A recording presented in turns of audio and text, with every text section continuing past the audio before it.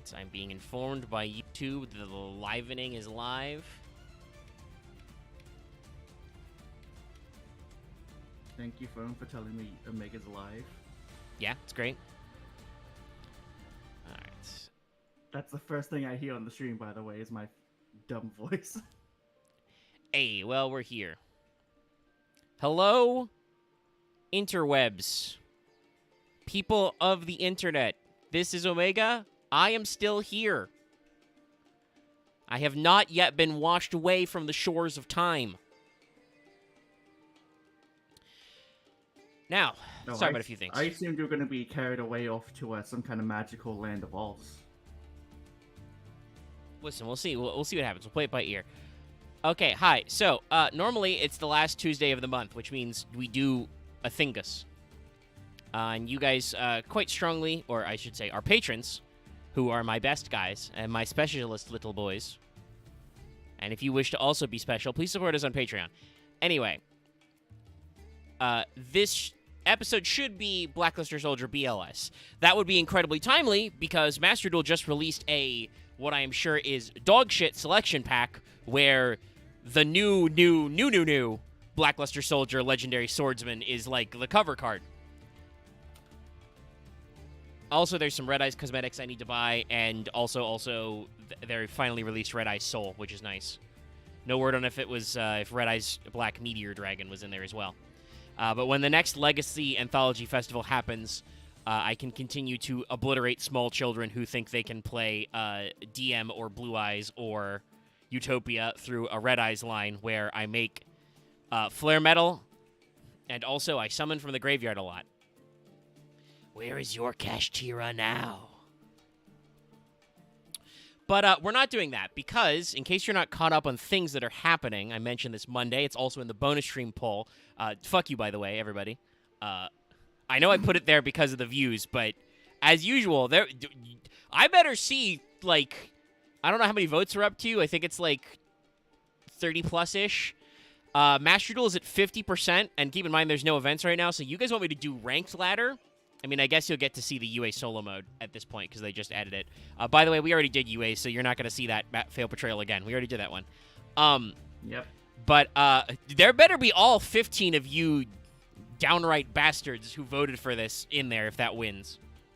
Yeah, like, honestly, like, why make Omega suffer if you're not even going to be there? You better be there. As I know stream views are down because I am pretty sure YouTube is sucking back up views. I don't know why. But literally, my views go down over time, so I assume that YouTube is, like, knocking off live views or something. Anyway, doesn't matter. What does matter is, I mentioned this on Hollow Knight, I mentioned this on in the post. I am under a hurricane warning right now. The hurricane is continuing to move further north and west, which is, you know, moving away from me. But hurricanes are big, chat. I don't know if you know this. They're large. So there's still no guarantee that there won't be some utility disruption tomorrow and Thursday when we would normally have our bonus stream and when we would have Final Fantasy XIV. I know, it pains me greatly. Thank you, Starlight. I appreciate this. It's good. Now I can afford my simple bread. Please, sir. But yeah, so continuing on to that, the storm's not gonna make landfall until like tomorrow morning, my time. I know, that's confusing for Loth, I'm sure. It's 10 a.m. for him already, not 8 o'clock at night. But like I said, hurricanes are large, so we're still getting rain bans. I got my notes together for Kashtira for the Switch before it kind of died down. Right now, we're in between rain bans, but I'm going to be honest with y'all. I've had problems with just normal thunderstorms, not hurricane thunderstorms, and occasionally kicking out my power or making my ISP go die. And there's not really anything that can be done about that because utilities are a monopoly. They have the means of production, and we're not actually customers. We're slaves. But my railings about that aside, that does mean that we're going to do Kashtira, not BLS, even though that would be more appropriate because that'll be much shorter. There's about 16, I think, card names to get through. BLS would be a lot, and I do not know if I'm going to stay on, you know, the whole time if we did BLS. It would be much better to guarantee I can do it all probably next week. Like, if I'm not just straight up, not that I think this will happen, because, again, it keeps moving further and further away from my area, but, storm surges and shit. If I could stream it all next Tuesday, we will have all the time in the world to work through BLS. Tonight, I literally don't know. Like, I don't know how long this is going to take us. I mean, it'd probably take us like an hour and a half, but, like, there's another wave of thunderstorms coming through, and that'll get me. Now, that said, there's no reason, as I've already made $5, there's absolutely no reason not to stream, so I will continue to be here until Zeus sends me to the graveyard, but that's why I figured Cashier would be a safer bet. Also, a slightly selfish bet, because given that, it's very likely to get some outages in internet or power over through the back end of the week, I would really like to continue my tombstone farming. If you hear the inn theme, that's because I'm sitting in the inn right the fuck now. That's right, I'm not even logging out of Final Fantasy XIV for this failed portrayal. I'm that guy. But so, we're going to talk about Kashtira. Kashtira is interesting. This is even more so than Tier Laments because, as we discussed last week and we'll get into again, Tier is kind of the eternal deck. You can't even really kill it. MBT just had a video talking about the Master Duel ban list about how banning Merly won't even kill that deck. He says nothing but Kit Callus will do it, and then has to say, but according to the OCG results, that might not even do it, because Tier is still a super popular deck over there, even though they don't have any fucking kit. And, like, all their names are limited to 1. Which is what we talked about last time. So, even more so than Tier, Cash is the meta best deck in Master Duel and in the OCG right now. Well, actually, I don't know. With only half their support, Tier still might be better than Cash in Master Duel. But no matter what, Kashtira is an infinitely less fun deck to play against in its meta form. And I'll preface this. Axe is muted right now, but he's in the call with us. Axe has expressed that he thinks that Kashtira has an interesting line, but the way that it, like, shakes out as a meta deck is really unfun. I actually kind of agree with that. As the concept of a 7-axis deck, where they're all level 7s and they find funny ways to special summon themselves and make rank 7 Xyz, that's kind of neat. We don't have a lot of decks that do that. The problem is that, for some reason, Konami decided to make this fascist-coded, weird, evil cyberspace, guy empire about stealing your resources. Not even be about stealing your resources, though they are rank 7 deck and can make Big Eye. It's about banishing all your cards face down and locking your zones, which sucks. It sucks a lot. It's very bad. Also, yes, I don't know if Axe has seen it, but they are printing a new Spiral card in the 25th anniversary tin. Spiral Double Agent. So before we actually get into some cash cards, my water is once again far away from me, so I'm going to grab that real quick and be right back.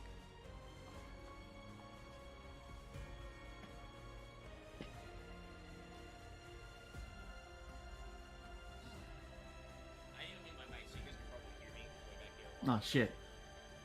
Well, you're stuck with me, and I guess a muted Axe while Omega steps away for a bit. Okay. All right. Legitimately steps away for a bit. Is definitely something Kashtira is stealing. All right. But yes, Kashtira is, unlike loads of decks we've talked about, super meta. It was meta probably like right away. And it's a very fun time. I'm lying, by the way. It's not a fun time. Nope. Hold on. Didn't get all my... Didn't clear all those graphics out with that one. Let's try that again. Now, as usual, I like to start with the field spells. This card's not in Master Duel yet, and I think it shows you how much people are happy about Cash, that there's no high res of this. Somebody has just taken a scan of the card in Secret Rare and, like, cut out all of the card parts. I'm pretty sure the card art for Pressured Planet Wraithsoth. Not Wraithsoth. Wraithsoth. Probably could have translated that one a little better, TCG. Is blurry because it's a secret rare. And here's where we are.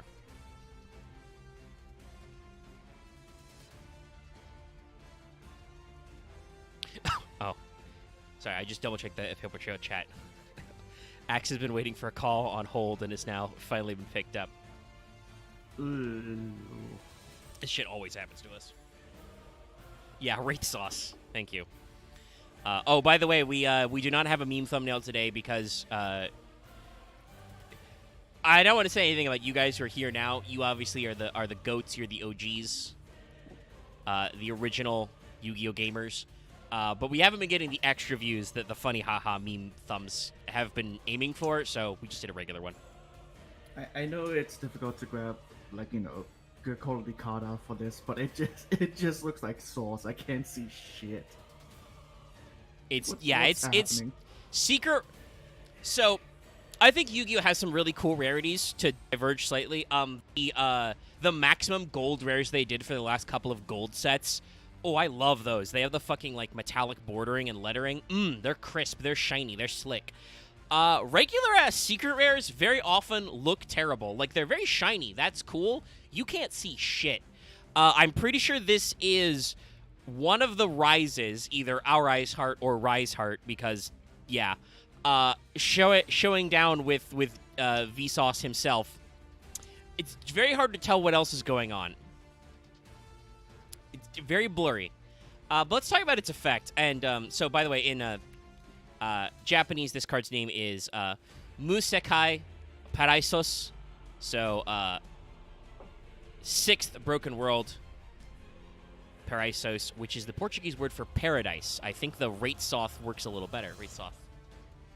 Good old Paraiso. Now, those of you who have probably been getting Cash Tiered and Master Duel a lot, because I feel like Master Duel is, a little more accessible than Pen and Paper Yu-Gi-Oh! You guys are probably not going to be happy, because this card's not out of Master Duel yet. This is their second wave of support. Let me read you the effects of Pressured Planet Rate Soth. When this card is activated, add a Kashtira monster from your deck to your hand. Monsters you control, not just Kashtira monsters you control, gain 100 attack and defense for each different attribute on the field. If a Kashtira Shangri-Ira you control activates an effect, except during the damage step, target a card on the field and destroy it. You can use this effect of Pressured Planet once per turn. You can only activate one Pressured Planet once per turn. So this is a double hopped, but it's a search. It gives all your monsters extra attack. Keep in mind, you are playing a level/rank 7 deck, so all of your guys are huge anyway. And also, it gives you a pop when you activate a Shangri-Ira effect. Either of them. What the actual fuck? This is why this card is limited in the OCG. I suspect this may come to Master Duel being semi-or limited right out the gate. I actually missed the effects. I spaced out for a bit. Okay, so, when you activate, add a Kashtira monster. Mm-hmm. Monsters you control get 100 attack and defense for each different attribute on the field. That's another thing, by the way. Kashtiras are all level 7 psychics, but they're all different attributes. So your deck naturally uses different attributes. And if Kashtira Shangri-Ira activates an effect, target a card on the field and destroy it. That effect is only... both effects are hopped, basically. You can only activate one per turn to get the search, and you can only get the pop once per turn. But still... obviously, I'm pretty sure Konami designs these two waves, like, back-to-back, right? Like, they don't, roll out Kashtira in one half, and then 4 months later, they're like, oh, shit, we need some more Kashtira cards. They probably break these up. But what a humdinger of a second-wave support. Like, do you think this deck needs this? Do you think they need this gas? Nah, fam, you don't need to gas them up.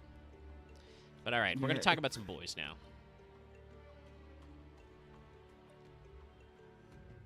It's like, oh, hey, cool, you've got a really strong engine. Let's add some nitrous to that. Yeah. So we're going to talk about some actual boys. These will be high-res character art. This, first of all, is, the man, the myth, the legend, Kashtira Fenrir. He has an axe. He's got some purple bits. You can see their, resource-stealing canisters or whatever coming down.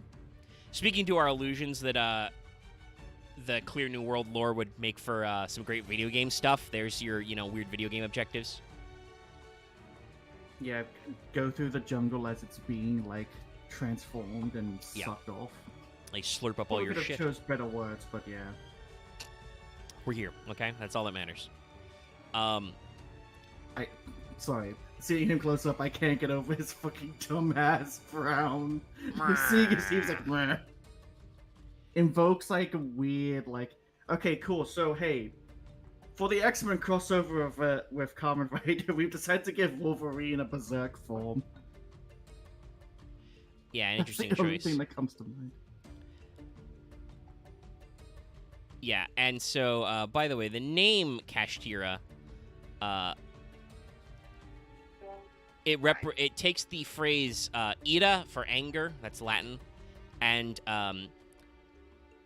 Kshatriya, also called Rajanya, which is basically the name for the class, the caste of, warrior aristocrats. So, very high-level class warriors, and also anger. So, Angi is the emotion that they represent.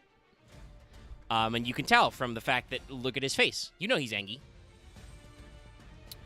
I also have to... It's weird because, like, the mask makes it look like the red parts are not skin, but also, look at all that muscle definition on the red bits of his body. I have to assume that's either, like, very tight body-wise, or is his skins.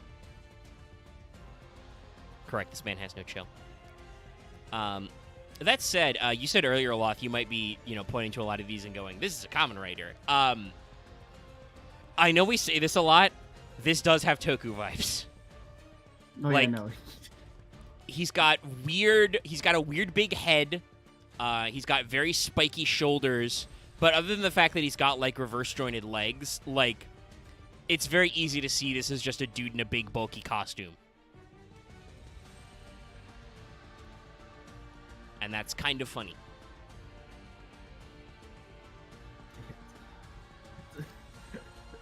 It's so weird. We went from sad ladies to meh. Angi men.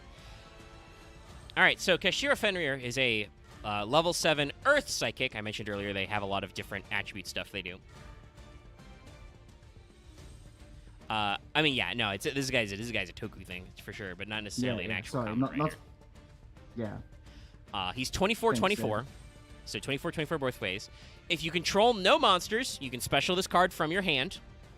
So cool. Getting around the fact that they would all normally require 2 fucking tributes. You can use each of the following effects of Kashira Fenrir once per turn. During your main phase, add a Kashira monster from your deck to your hand. Again, this is why does the field spell do that? You already do that. I know Fenrir's banned in the OCG, but, like, why?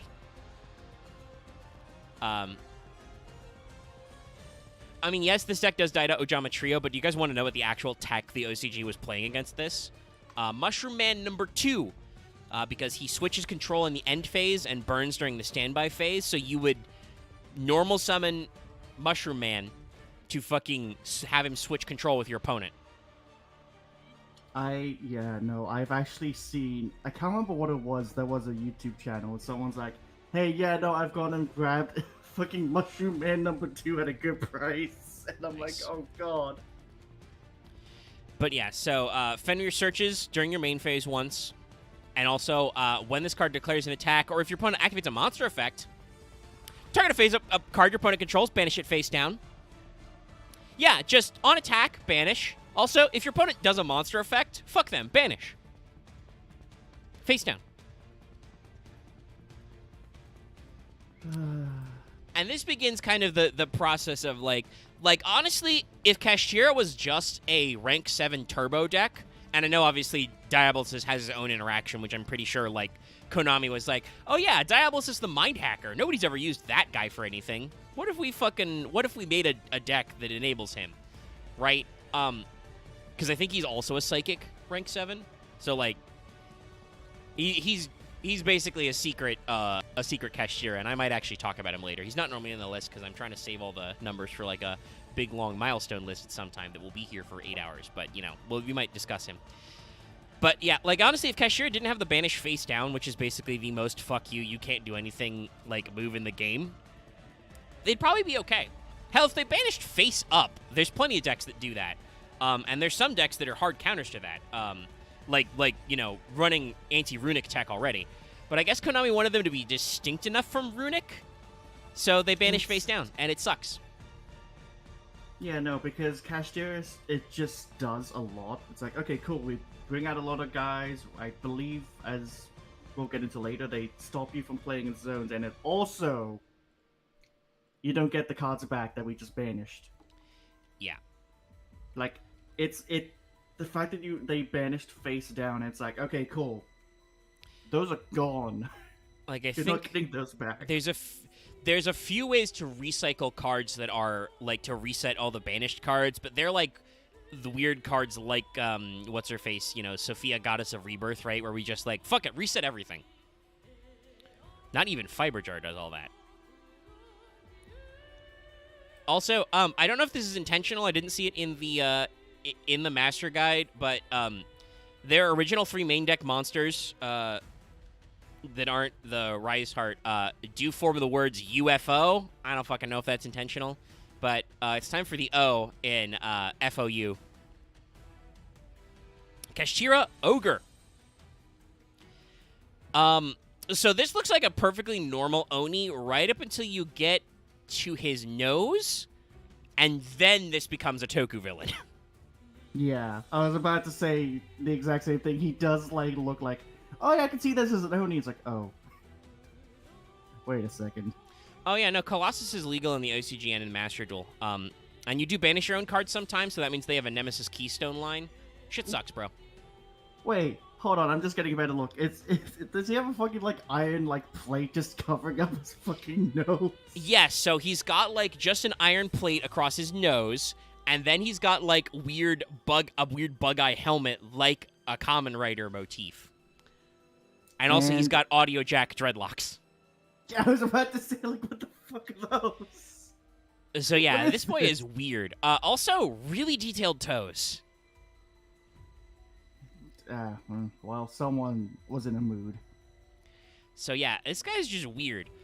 He does look like a big, tough dude, which is good, though. But, like, the art style here is very specific. Also, I guess they have a thing about axes. That would make sense, though, if they're like a weird strip miney clear-cutty kind of archetype. They all have giant axes to cut down the trees that the Lorax speaks for. Deforestation. Such deforestation. This was exactly their intention. No, I'm literally just picturing fucking the plot of Fern Gully, but these guys are the one cutting down the trees.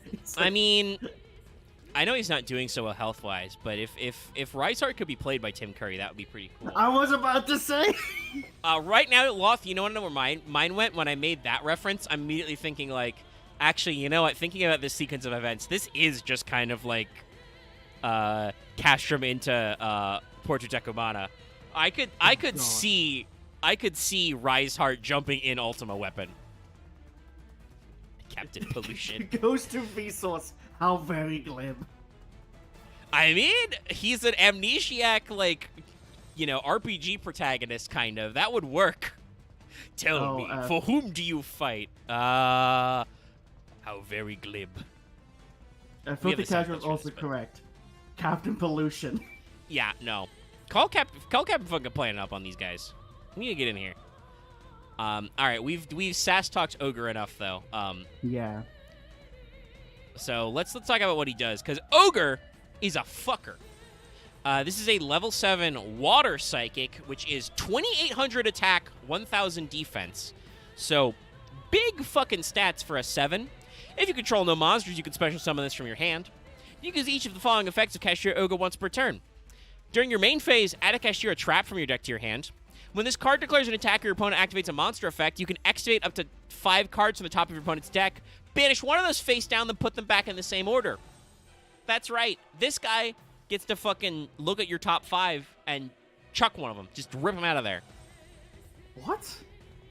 Yeah. And all of them, I believe, have this effect on when they declare on attack deck or when you, the opponent, activate a monster effect.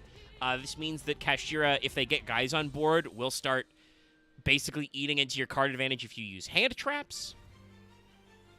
They will chew into your fucking thing. Oh, there's X.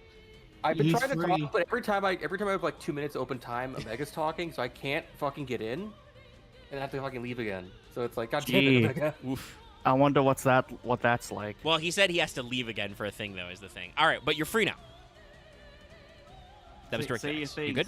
Say your piece. I have not been able to keep track at all because I've had to. Well, we're not very far I'm doing in. We only fucking talked test right about now, but yeah. Fenrir, and now we're talking about Ogre. I wanted to tell you that I like Double Agent a lot, but that's later.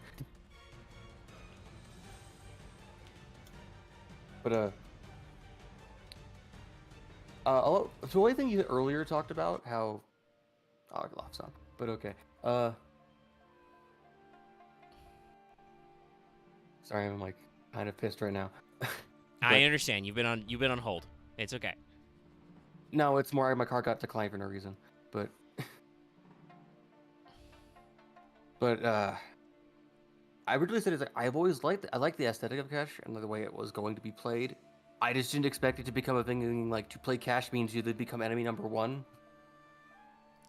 And now it just feels a bit too more. Now it feels a bit just too like tiring to even bother playing it because it seems like everyone, if you mention it, it's like you could only play it in legitimate tournaments or in Master Duel because people won't know you're playing it, so they can't just say no.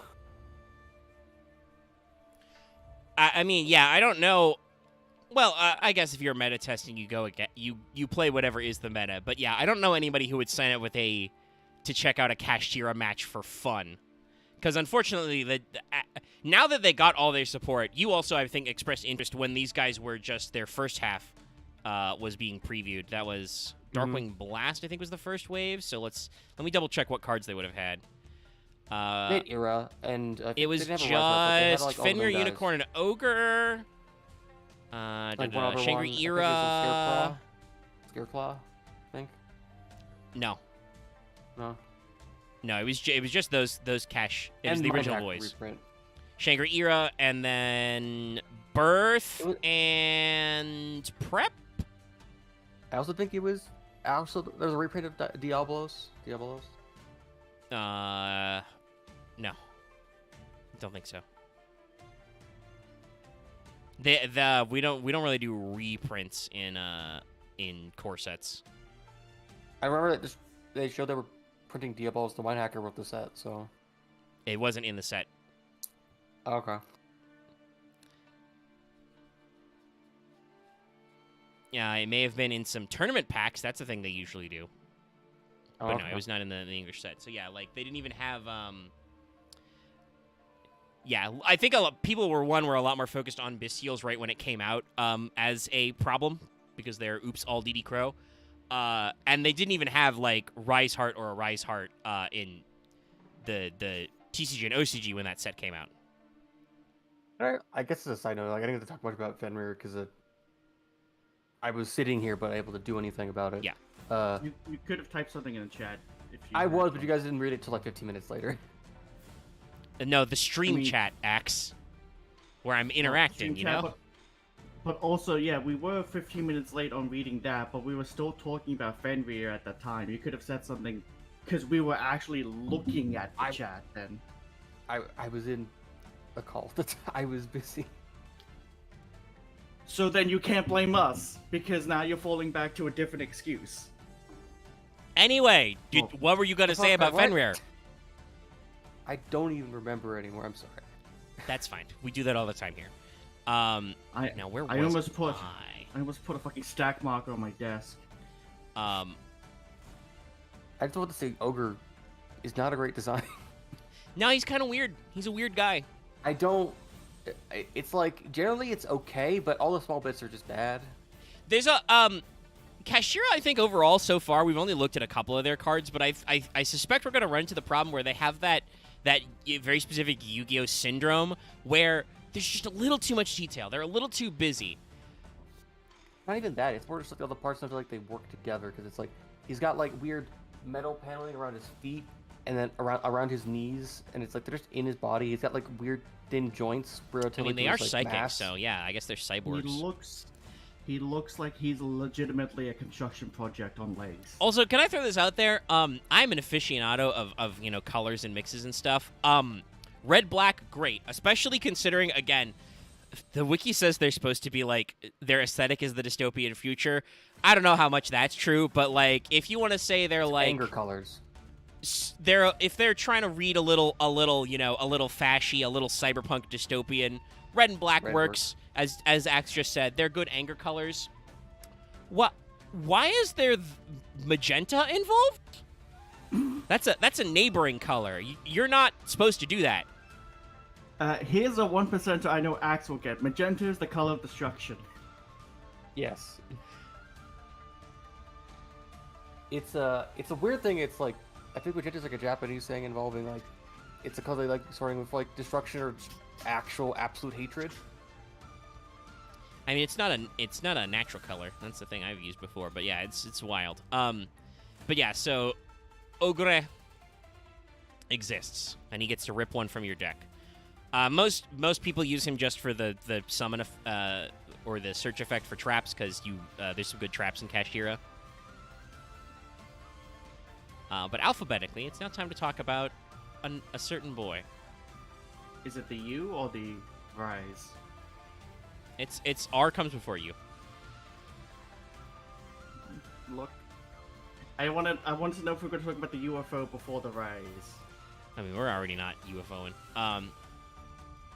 Anyway, it's Rise Heart. Now, Sorry, the foe. I cannot at any point confirm it, but I'm gonna. Oh yeah, no, they even do say this. That's funny. The trivia points out that this guy might be related to Oda Nobunaga. Raysot is called the sixth world. It is the sixth planet, the sixth destroyed world. And looking at this guy, I'm like, no, this is a fucking Mao Nobunaga thing. Like, he is red and black and gold, and I think that's not magenta. That's kind of a deeper purple. Like, yeah, he's also got some blues to highlight it too. Yeah, he has a little bit of blue contrast, very little bit. It's a lot of colors, but it works. And you know, we've talked about this, right? Like, Reichardt didn't really seem like he was scared, and I'm gonna be honest, he was not that scary. You know, if anything, I think it's meant to be like, weirdly enough, I kind of see it as like each of the three like aspects are all like weirdly different than tiers of thought. Like Reichardt is meant to be kind of like primal emotions. Okay, that's not correct. Or at least that's not correct to the text. I should say this: the audience is the final collaborator. It's more just I think about how like Reichardt is meant to be like a primal kind of being. He's meant to be like a beast man dude, and then like you are. And the Kaleido Heart is meant to be like a tyrant, but like not really pursuing anything. And then Reichardt is meant to be like a conquering tyrant. It's basically a conquering tyrant.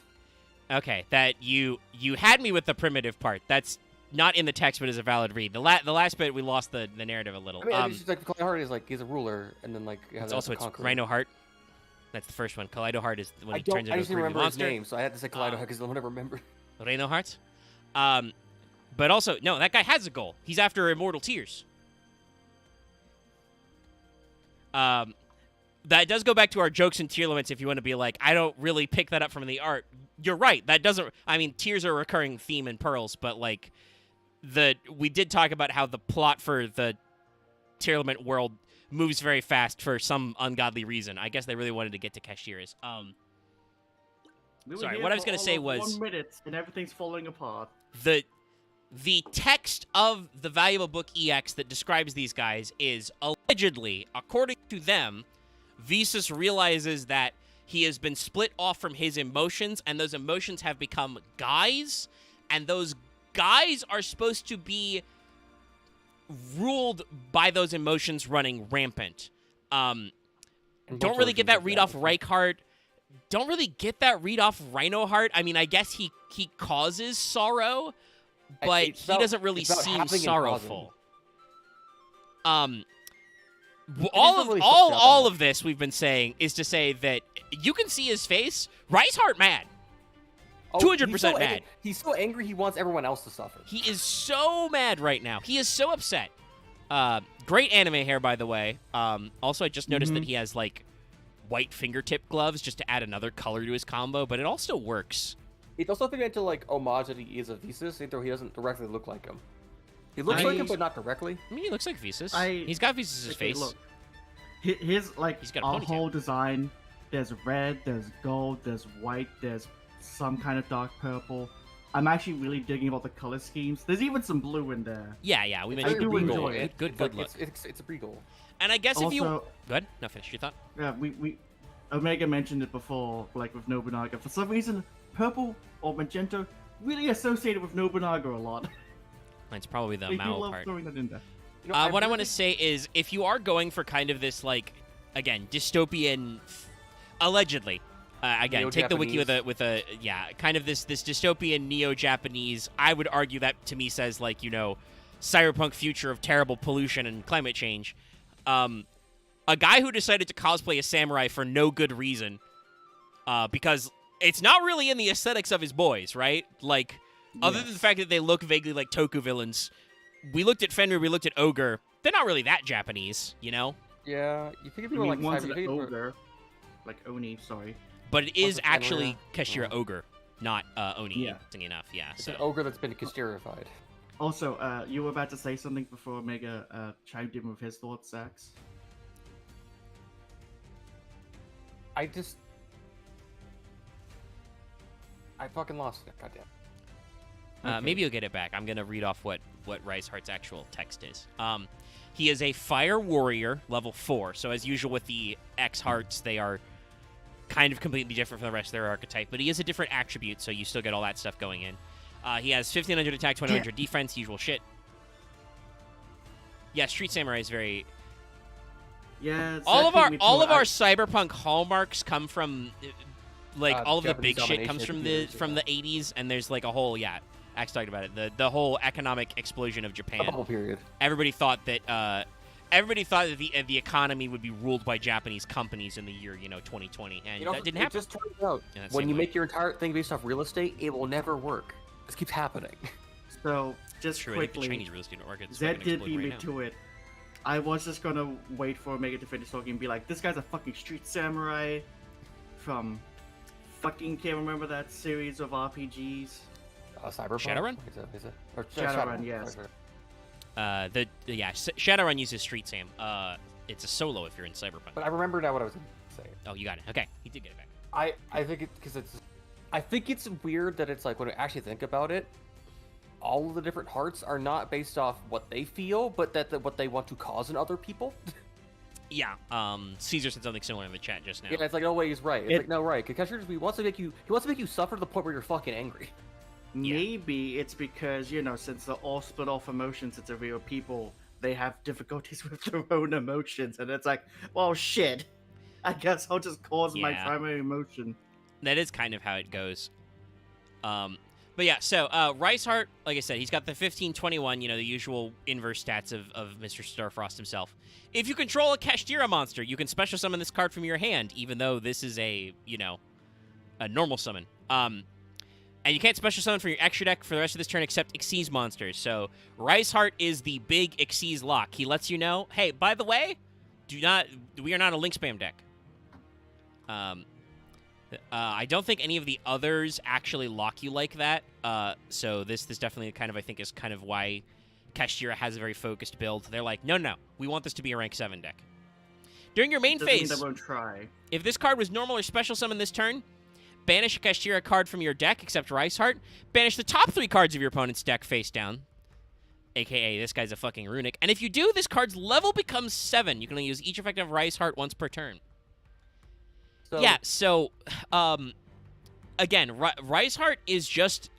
He's not the worst boy. Like, he's unlimited in all forms right now, but he's very rude.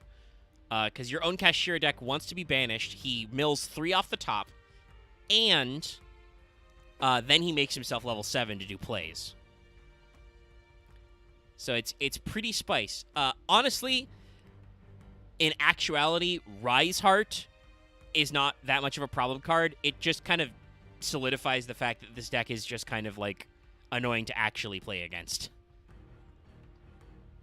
You don't actually lose a lot by just getting your top 3 milled, I did want to say that it's like I now understand why I think Kashtira has the most names because it locks you to Kashtira. and Yeah, Xyz. it locks you to Xyz, so they had to do some. That's why they bridging. have more names, I think, in general. Yeah, we'll talk about the extra guys later. Also, hey, it's Kaishira Unicorn. I never looked at this guy up close, and now I regret doing so.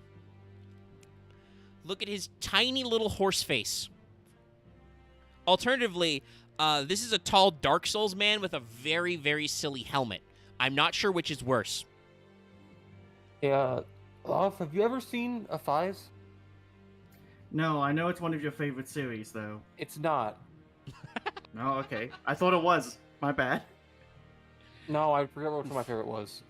Actually, no, it was Black, or the original Black, but that's different. This guy reminds me of the enemy type from Fives, which are like weird statue animal people. Oh yeah, those weird statue animal people. Yeah, no. Yeah, that's... like I think like the Orphanox, I think that they're called. He's They're not a stupid, centaur. is He what only I has remember. 2 legs. This guy, I do not like looking at this man. He's not quite as non-Euclidean as we've seen in some other guys, but like, a lot of people have joked about Armored Core, you know, It's a Toku suit of a real. and yeah, a little, but he's got extra floating shit, and I want to tell you what he reminds me of. A lot of people have joked about, you know, From's relationship with Dark Souls and Armored Core being Dark Souls-like, and they're not really that similar. Okay. This guy looks like if they actually tried to take a Dark Souls boss and put him in a mecha game. Like, Oh yeah, I was.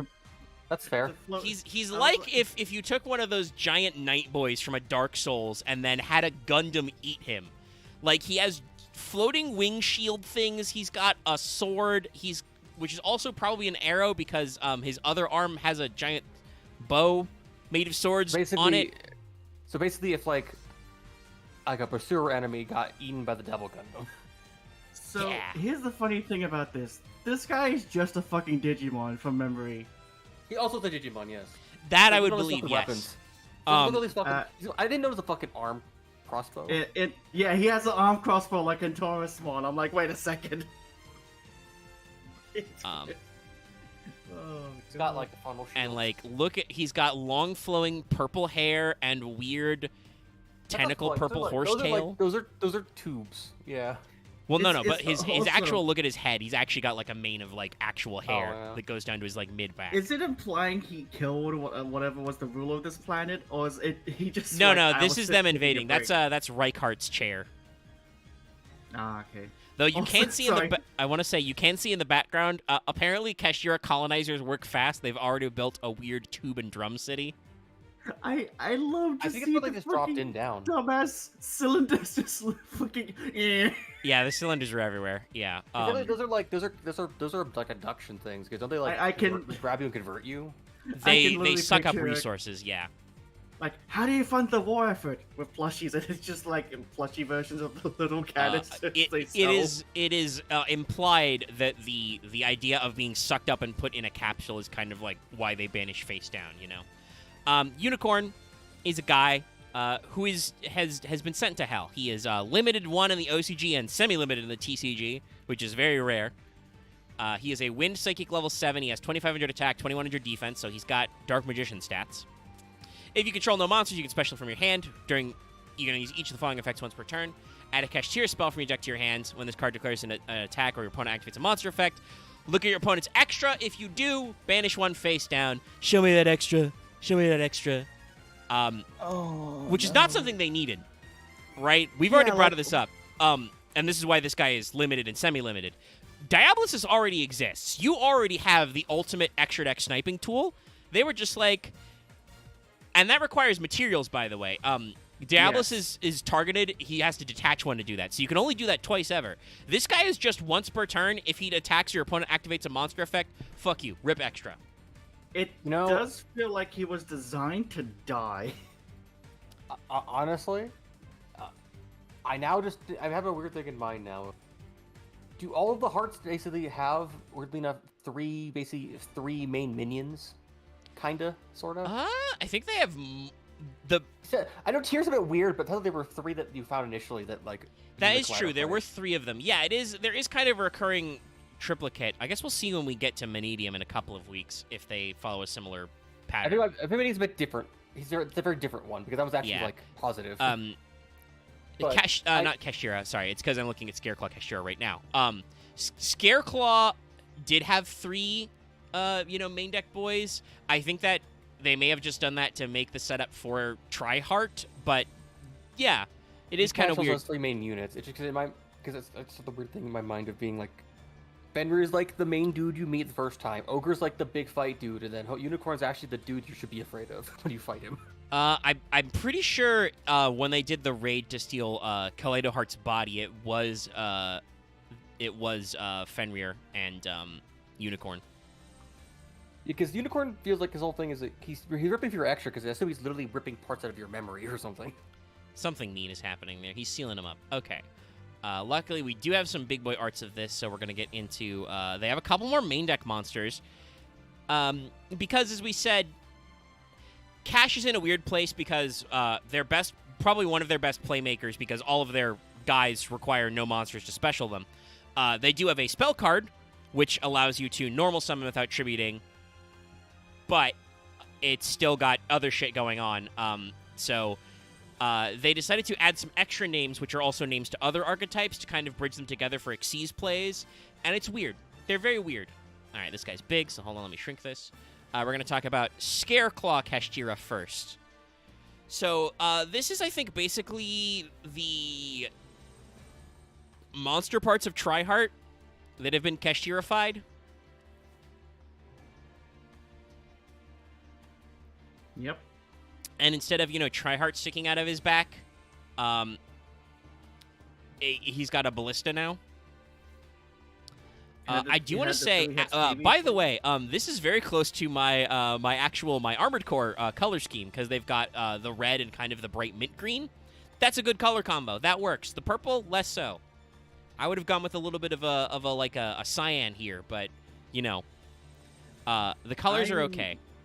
I'm not normally a fan of mint green, but it does work here. It is actually like one of the, if you're tetradic, it is actually a color that goes well with red.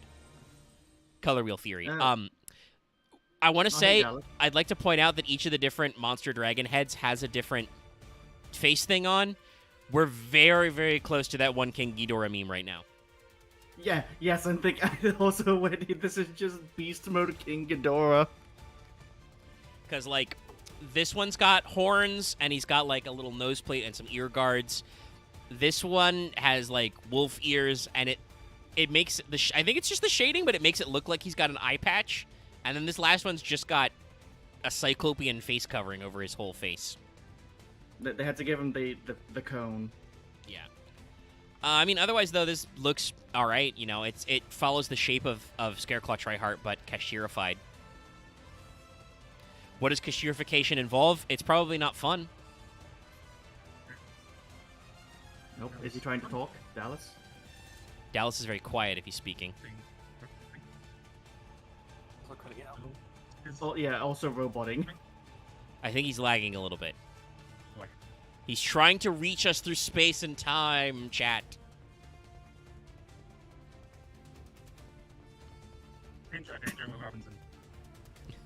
Okay, that one came through. Just talking nonsense.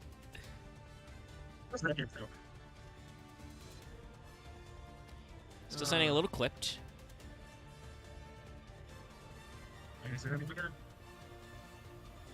You do not sound better. No, you're still quiet and really clipped. I'm sure it'll catch up eventually.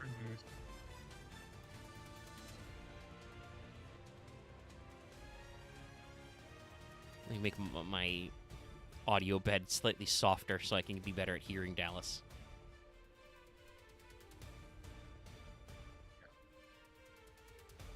All I'm saying is this is a piece of artwork that has two different color schemes that work really well, that don't work together, and I hate it.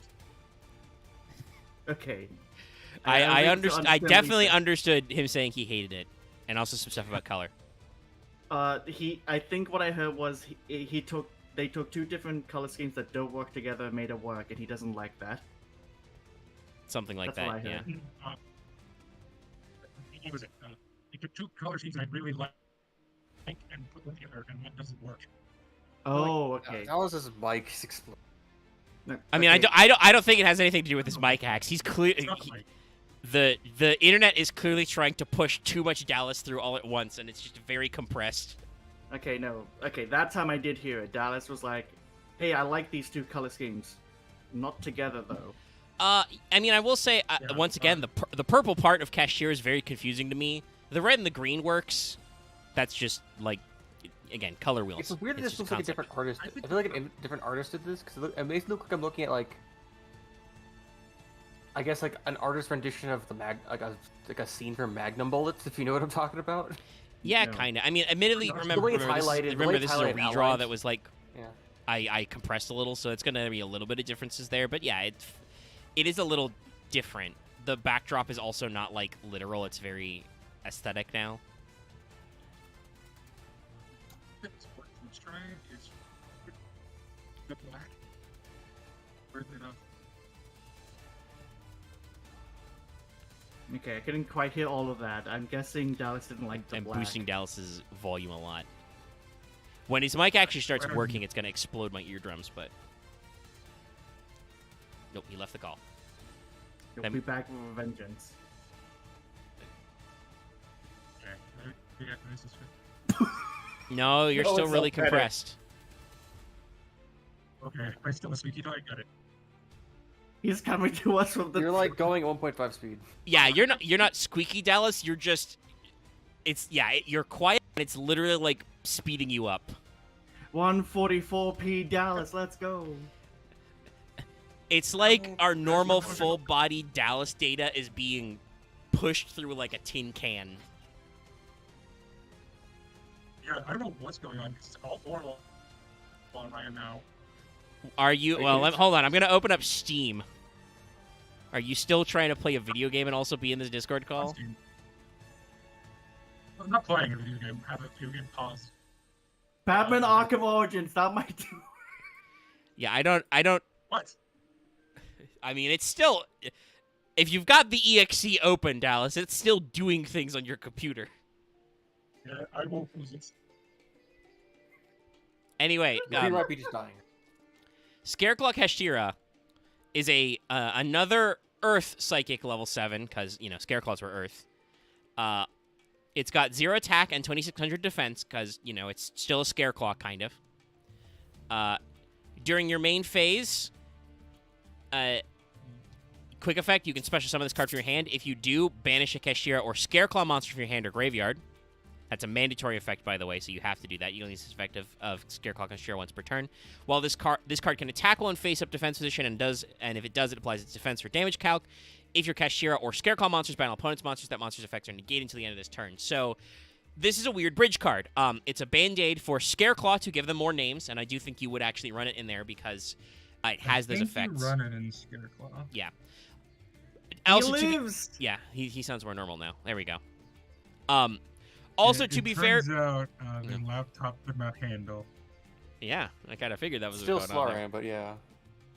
I think that's just Yes. normal internet. I think the Arkham games would do that to your PC. They're intense.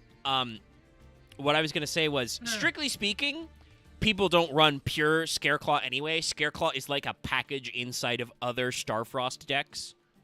But Mhm. yes, if you're playing I don't know, Scareclaw some cards, people try. yeah, it's true. You can try. Hey, they just added a fucking Scareclaw secret pack. Scareclaw X Saber secret pack, by the way.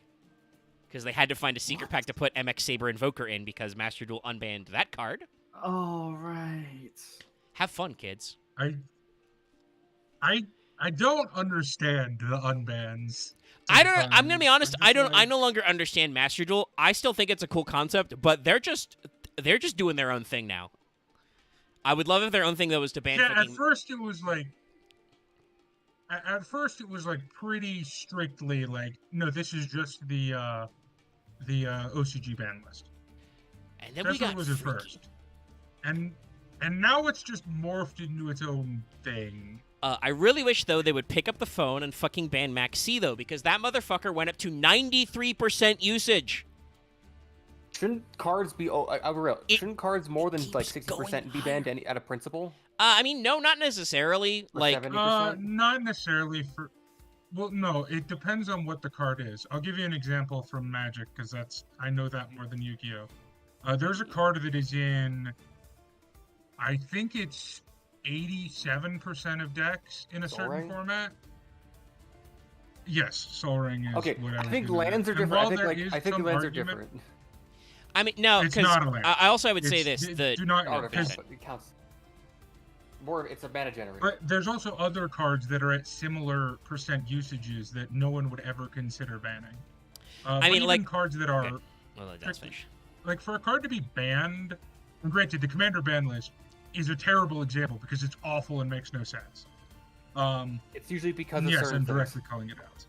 Oh, Because they haven't updated certain things that have. I'm not going to get into it, but regardless, things should only be banned if they have a direct negative impact on the format. Just because something is highly used, you have to look at its negative impact. Yeah. So for That being instance, said, I do think. no, finish your thought there. Well, I'm not. I'm trying to formulate it without sounding like a dick. All right, I mean, then go I'll ahead, let me what read else? read I off think this what is the Okay, most yeah. used Master Duel cards are real quick from the latest update. So Maxi is 93.8%, basically 94%. Next up is Ash Blossom at 88.4%. That is entirely because of Maxi, by the way. Ash Blossom would not see that much play if it didn't stop It'd be Maxi. like at 50%. It would for me, but that's just me. I mean, no, a lot of people still run it, but it wouldn't be basically actually 90%. run- I'll be honest. I run Ash over Maxi a lot of the times. Kashira Fenrir is at 64.5%. Pretty high. Jesus. That card is Pretty banned in the special.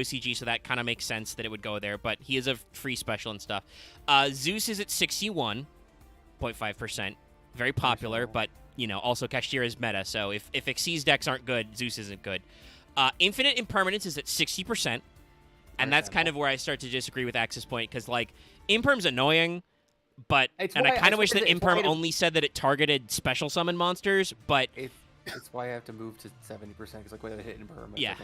In that case, 70% would only hit Ash and Maxi, and then you just hit but that's Maxi an and Ash would fall. arbitrary. Yeah. That's an arbitrary number. Like, 'cause I'm sorry, but that's not how card games work. Like, I if you wanna look at, say- like, It's more. I more bring it up because they say their ban list is meant to prevent people from playing the same deck all the time.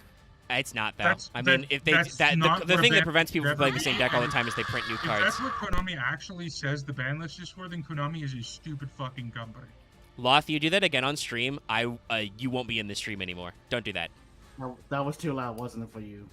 Yes. Also, it's very disruptive for the stream. You could just say Yeah. that you want us to shut up. No, I'm trying to get those two to shut up because you've been trying to speak. Well, yeah. So as a comparison, for instance, next is called by at almost 60%. I guess people skip it because it's limit 2. I don't know. You should be playing. If Maxi is I at don't know 90%, how you should be that's playing not maximum 100%. copies of called by. Combat should be at 100%. I'm just saying. With this number of Maxis in the format, yeah. Barone is at 55, so, coming down.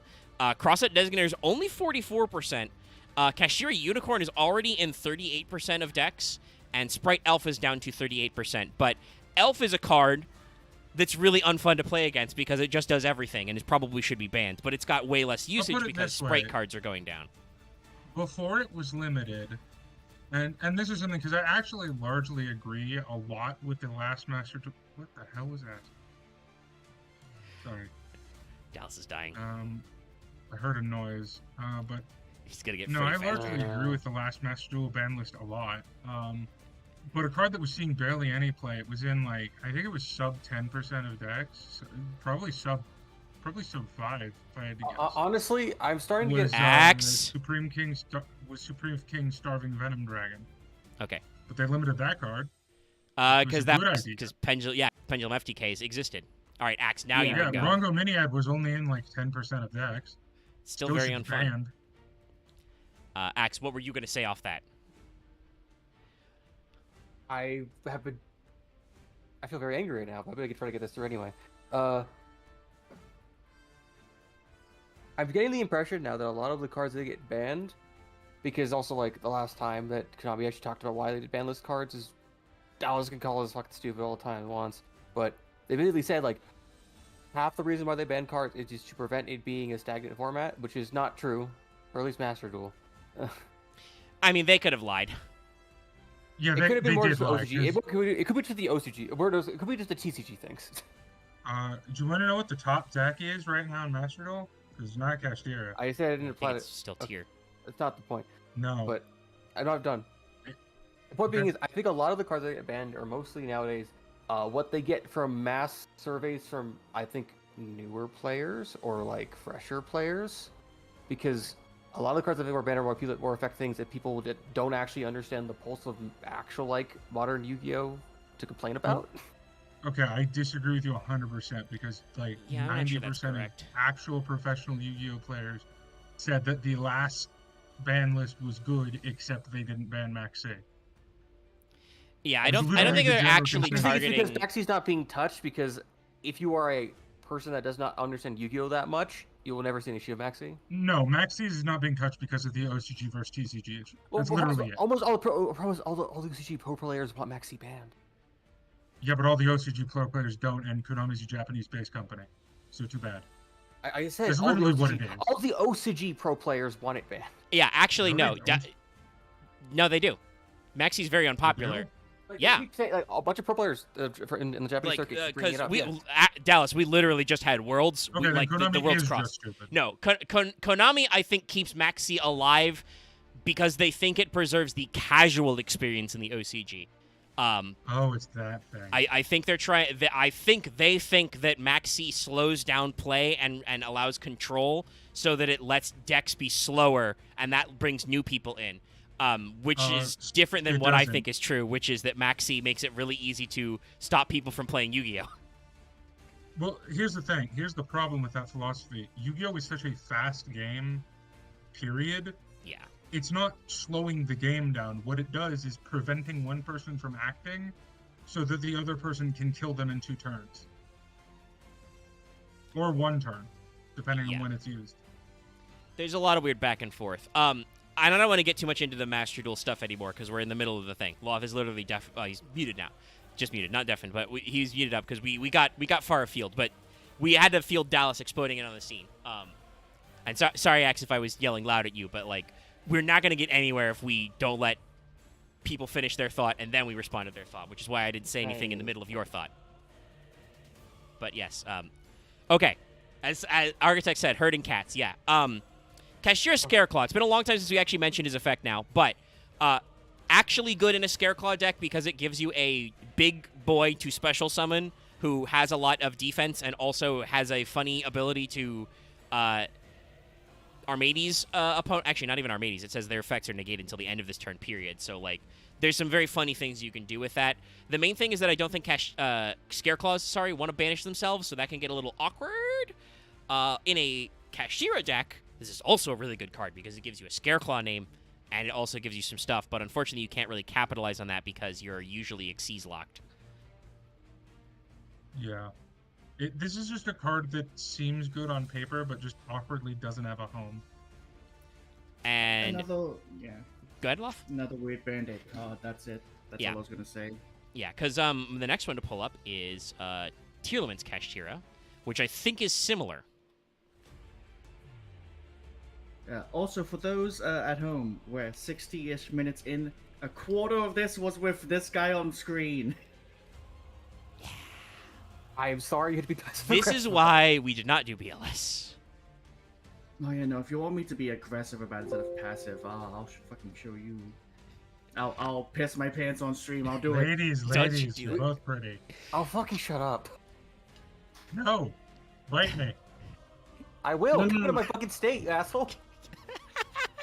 You know, actually, You pay for my sorry. fucking airfare then. I'm broke. Sorry, Dallas. I thought Axe said I'll shut up, as in like he's gonna shut up. I didn't think he was telling you to shut up. If I didn't think this is the comedy No. gold that brings the people in as we hit our highest concurrent viewers in a while, I would just mute and deafen myself for a second. Joke's Anyway, on you, Kashtira, Dallas. I'm broke too. Pay your own fucking ticket. Kashtira Tearlaments, or Tearlament's Kashtira. Yeah, it's just I we have ate it. We just ate a Tearlament. We just took a Tearlament and we made her a Kashtira. This one's much more purple than the others. It's kind of more purple than magenta. I don't think it's great. It's not like I like eye the searing. color scheme a lot. You've But- mixed red and blue. There's some blues in here, Well, yeah. The I love the color scheme. I have problems with the artwork. Well, in yeah. that These two themes don't go together. Oh no, and I mean I don't think they're supposed to. They literally took a Tearlament, they stuffed her in a bin, squished her into an evil cyborg of herself. Yeah, it's probably why it doesn't fit, because it's not meant to. Kashtira is literally culturally appropriating other archetypes and or colonizing them. They're bad. So they're Okay. British. I was gonna say they're American. No, we don't colonize people. We just pay for dictators to take over their countries. No, okay, hold on. Sorry. Kashtira's manifesting their destiny. That's true. They do. I mean, we haven't made any jokes about oil, but we could. Let's not though. To be direct, actually, it's For more all their of- precious resources. to be more direct, actually, it's more about the Japanese occupying Korea, but that's a different thing. I mean, not that I want to get this YouTube stream demonetized, so I'll end it at this statement. But that would imply that a Japanese-facing company would be admitting that some of that stuff happened, which is not very popular. Yeah, But they don't want to. Historical allegories everywhere of people being assholes. This, I mean, what we're discovering is that once again, J.R.R. Tolkien was right, and applicability is better than allegory. You can take the Kashtiras and apply them to a lot of scenarios. Whatever your preferred scenario is, it works. Anyway, I just feel sad. I mean, I know it's a tier limit monster, so that's supposed to be the point. I just feel kind of sad looking at this, because, like, this is real fucked up. She doesn't have a neck anymore. But here's the thing. As someone who often, I mean, you know my tastes, Yeah. Omega. I tend towards tragic horror art. This doesn't give me tragic horror vibes so much as it gives me, this is my deviant art OC, and I just got done watching 2 different shows with 2 different themes, and I couldn't choose. You know, Dallas, it took me a long time to figure this out, but your main art style is just Phyrexian. I would argue it's more memnotic because I'm old and curmudgeonly, but you're not wrong. Also, yes, Chad is saying this is Kit Callus. Yeah, that's known because, spoilers, Yeah. same stat line. This got is a me. water psychic level 7 with 2300 attack and 1200 defense. I'm pretty sure off the top of my head that's Kit Callus's stat lines. During your main phase, you can special summon this card from your hand if you do banish a Kashtira or tier limit card in your hand or graveyard.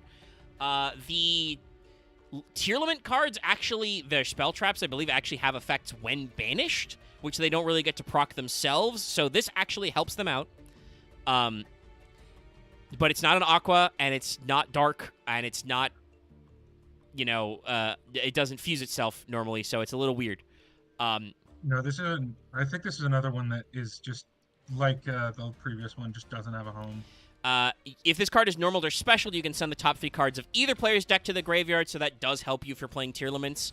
I think this card was released after they started limiting the Ishizu cards, so, like, giving you another Miller is interesting. If this card is sent to the graveyard by a card effect, you can send the top 2 cards from your deck to the graveyard. That is a tier limits effect. The problem is this still doesn't... If this card said, while this card is phase up on the field or in your graveyard, it counts as Kit Kalos, this card would be great in tier limits because Kit Kalos is banned and they run, fucking King of the Swamp instead. It doesn't say that, so this is just like a really weird tech card that you don't need in tier limit. I think the other big problem with that, and that because I do think it is a tech card, and it technically could see play in tier elements, but I think in Yu-Gi-Oh! In general, especially lately, we have reached a critical mass of monster tech cards. Like, you have the Bestials, you have the Ishizu stuff, you have the Kashtira monsters themselves, that it's, like, really hard to actually get a spot. Yeah, this is a slight deviation, but MBT posted his Ojama Sprite TMT after having it in the can for, like, 2 months because his patrons are also demented. His criticisms basically boil down to, yeah, it's really cute, and the fact that you can do Ojama Simulation into, like, ABC Buster and shit like that means that you can actually, like, do some accesses that Sprite doesn't normally interact on. The problem is that it literally has no non-engine slots. Every single card is engine, and it's weird. Decks are already like that, and then you get in there. And honestly, talking about, tech cards, Tier Limits doesn't hurt for that kind of deck space because, like, every single one of their names except Reno Heart is limit 1. You have all the tech space in the world. So you don't need weird tech cards. You can just run whatever the fuck you like. You don't need a name. I mean, I guess you might need a name for some fusion combos, but you know what I mean, chat. The It's a The weird thing- card. the thing I can give leeway for this card is if it was too much of a cashier, people would be like, but where's the Tillerman part? Otherwise it's just a name and looks. And if it's too much of like a Tillerman, it's like, then why is it a cashier? Yeah. So they actually did have to find a weird middle No. ground. I do agree with Loth, especially because it's such a new archetype. You know what I mean? Like or such a relatively recent archetype that people really remember it. I always feel like if you're gonna do these like corrupted archetypes, it should probably be with like really old stuff that not a lot of people have nostalgia for, but they don't really. I mean that's remember the basically the playfield of. that memento archetype, right? Where I was about every to say. card is a Yeah. weird fucked up version of an old vanilla monster nobody remembers. We have so Yeah. many different versions of fucking Diabolos and Digrapher because it's fucking hilarious. Like here's the Chaos versions and the Light Ray versions and whatever the fuck the dark Yeah. one was. Yeah, no, like things like that I think work a lot better. Or like even like older archetypes that haven't gotten support in a while. Like if they were to do like a corrupted version of Laval's, where people remember the archetype particularly because of Chain, but no one other than me has played Laval's in the last like 5 years. Hey, True. gonna once again toot my own horn and say they should do Imparchees. Come on, Konami, I give mean, it. there's some lore I there. think We I'm can work for it it. out. Oh god, it's a Gundam. Yeah, let me tap Yeah. it. This is the boy. That boy. This is Kashira, a Rise Heart, and yes, he is absolutely a villain Gundam now. Just a Gundam Seed Destiny villain. Like, Sorry, hold on. Like, I I mean, I know he's over- got a dragon tail, and that's not normal on Gundams, but otherwise, this is a Gundam. He's got a giant It's sword. not that out of place though. He's got what looks like wing funnels. Yeah, he's got, the wings that definitely he's look got like they the can split wing off into funnels. funnels or bits. He's got a huge helmet crest.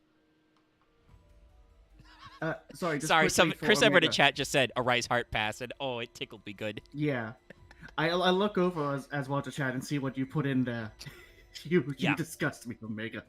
Hey, Tear Dragon Maid works. I mean, I gotta respec it because they banned Merly for some reason, but like it's a weird deck that works. Laundry just bins, Laundry just sends. I mean, the number one I- deck in the format right now is still Dragon Link somehow. I've been getting my Wow, shit it just kicked won in Worlds. because someone would be like, "Hey, look, you didn't negate my kitchen? I've now got two Shiros on the field. It do be like that Have sometimes. fun." But yeah, is there anything else much to say about a Rise Heart, visually speaking? Visually, I don't hate him, but like I can't get the Gundam Seed thing out of my mind. Yeah, no, I It's mean it's really heavy. this is the part where like, I mean it is pretty typical for some Toku shows, but like his minions do look a lot like just Toku villains. This is the make my monster grow phase. Like we've turned into a giant robot. Yep. Like it do be like that. Now let me explain to you. This guy's not in Master Duel yet. By the way, this guy's unlimited in the OCG because they've When this hit card other gets cards. Master Duel. This is limited in the TCG. This is a bad guy. In This should be banned in the TCG and the OCG. I don't entirely care. possibly. A Rise Heart is what we would call a problem card. This is a Dark Machine, rank 7, with 3k. He requires 3 level 7 monsters. Once per turn, you can also exceed summon Kashira or Rise Heart by using just one Kashira monster you control. If an effective Kashira Shangri-Ira was used successfully this turn, transfer its materials to this card. So, this guy's not actually a 3-mat rank 7. He is a 1-mat rank 7 because you can, if you have Kashira Shangri-Ira, you can do a free fucking rank up on him. Or not, just with one guy. Just make him with 1-mat. Fuck you. Any The card sent to the 1-mat graveyard is banished instead. That's right, this motherfucker is a macro / Dark Law. 2, next effect. Once per chain. Once per chain. Each time a card is banished, attach 1 banished card to this card as material. Once returned, quick effect, detach 3 materials, target a card on the field, banish it face down. What were they smoking? Yeah, Like, I 'cause, here's understand the thing. desire to make a big, scary boss monster, right? Why is this guy so mean? Or just here's the thing. I think this and I know I'm the one who plays the mean decks, so I don't have any aversion to the parts of this card. The problem is that it's all on one card. Like, Yes. imagine, if you will, they redesigned this card so that it just had the secondary effect where whenever something is banished, attach it to it, remove 3 cards, banish a card on field. That'd And be all right. then you could have Cashier decks that run like Macrocosmos, and then it would at least be a 2-card combo instead of just 1 card. Fuck yourself. Hell, if you Yeah, weren't one- if you weren't Xyz locked, sorry to cut you off, Loth. If you weren't Xyz Yeah, locked, that's okay. there are mask changes you could play, like on this guy. This guy's dark, and I think Shangri-Ira is dark. Like, you could do wombo combos to go to Yeah. figure out Dark Law. Like, in both Yu-Gi-Oh and Magic, the one thing I hate more than anything else is one card that just does everything. Yeah, It this just guy annoys me. this guy reeks of that, which is kind of unfortunate. Like, I understand what they're going for, and like thematically they don't want to have too many extra deck monsters, but like this is one of those cases. This has happened a couple times when we talk about Albaz stuff, right? And it's happened a couple times talking about Visa Starfrost stuff. I feel like sometimes Konami lets the cute lore idea they have get too ahead of themselves, and that should Yeah. not be how we design card space. There should be like probably 3 separate 4 separate Kashtira extra deck monsters, right? Like, make one guy who's a macro on legs, make another guy who does Arise Heart's other effects, so that if you're playing this deck, you build up advantage, and eventually you get them all on the board and have your lockout completed. But it would Or even require a just little bit of setup. Two Like, Two they did a quick- Cashier. Oh, go ahead. two quick things.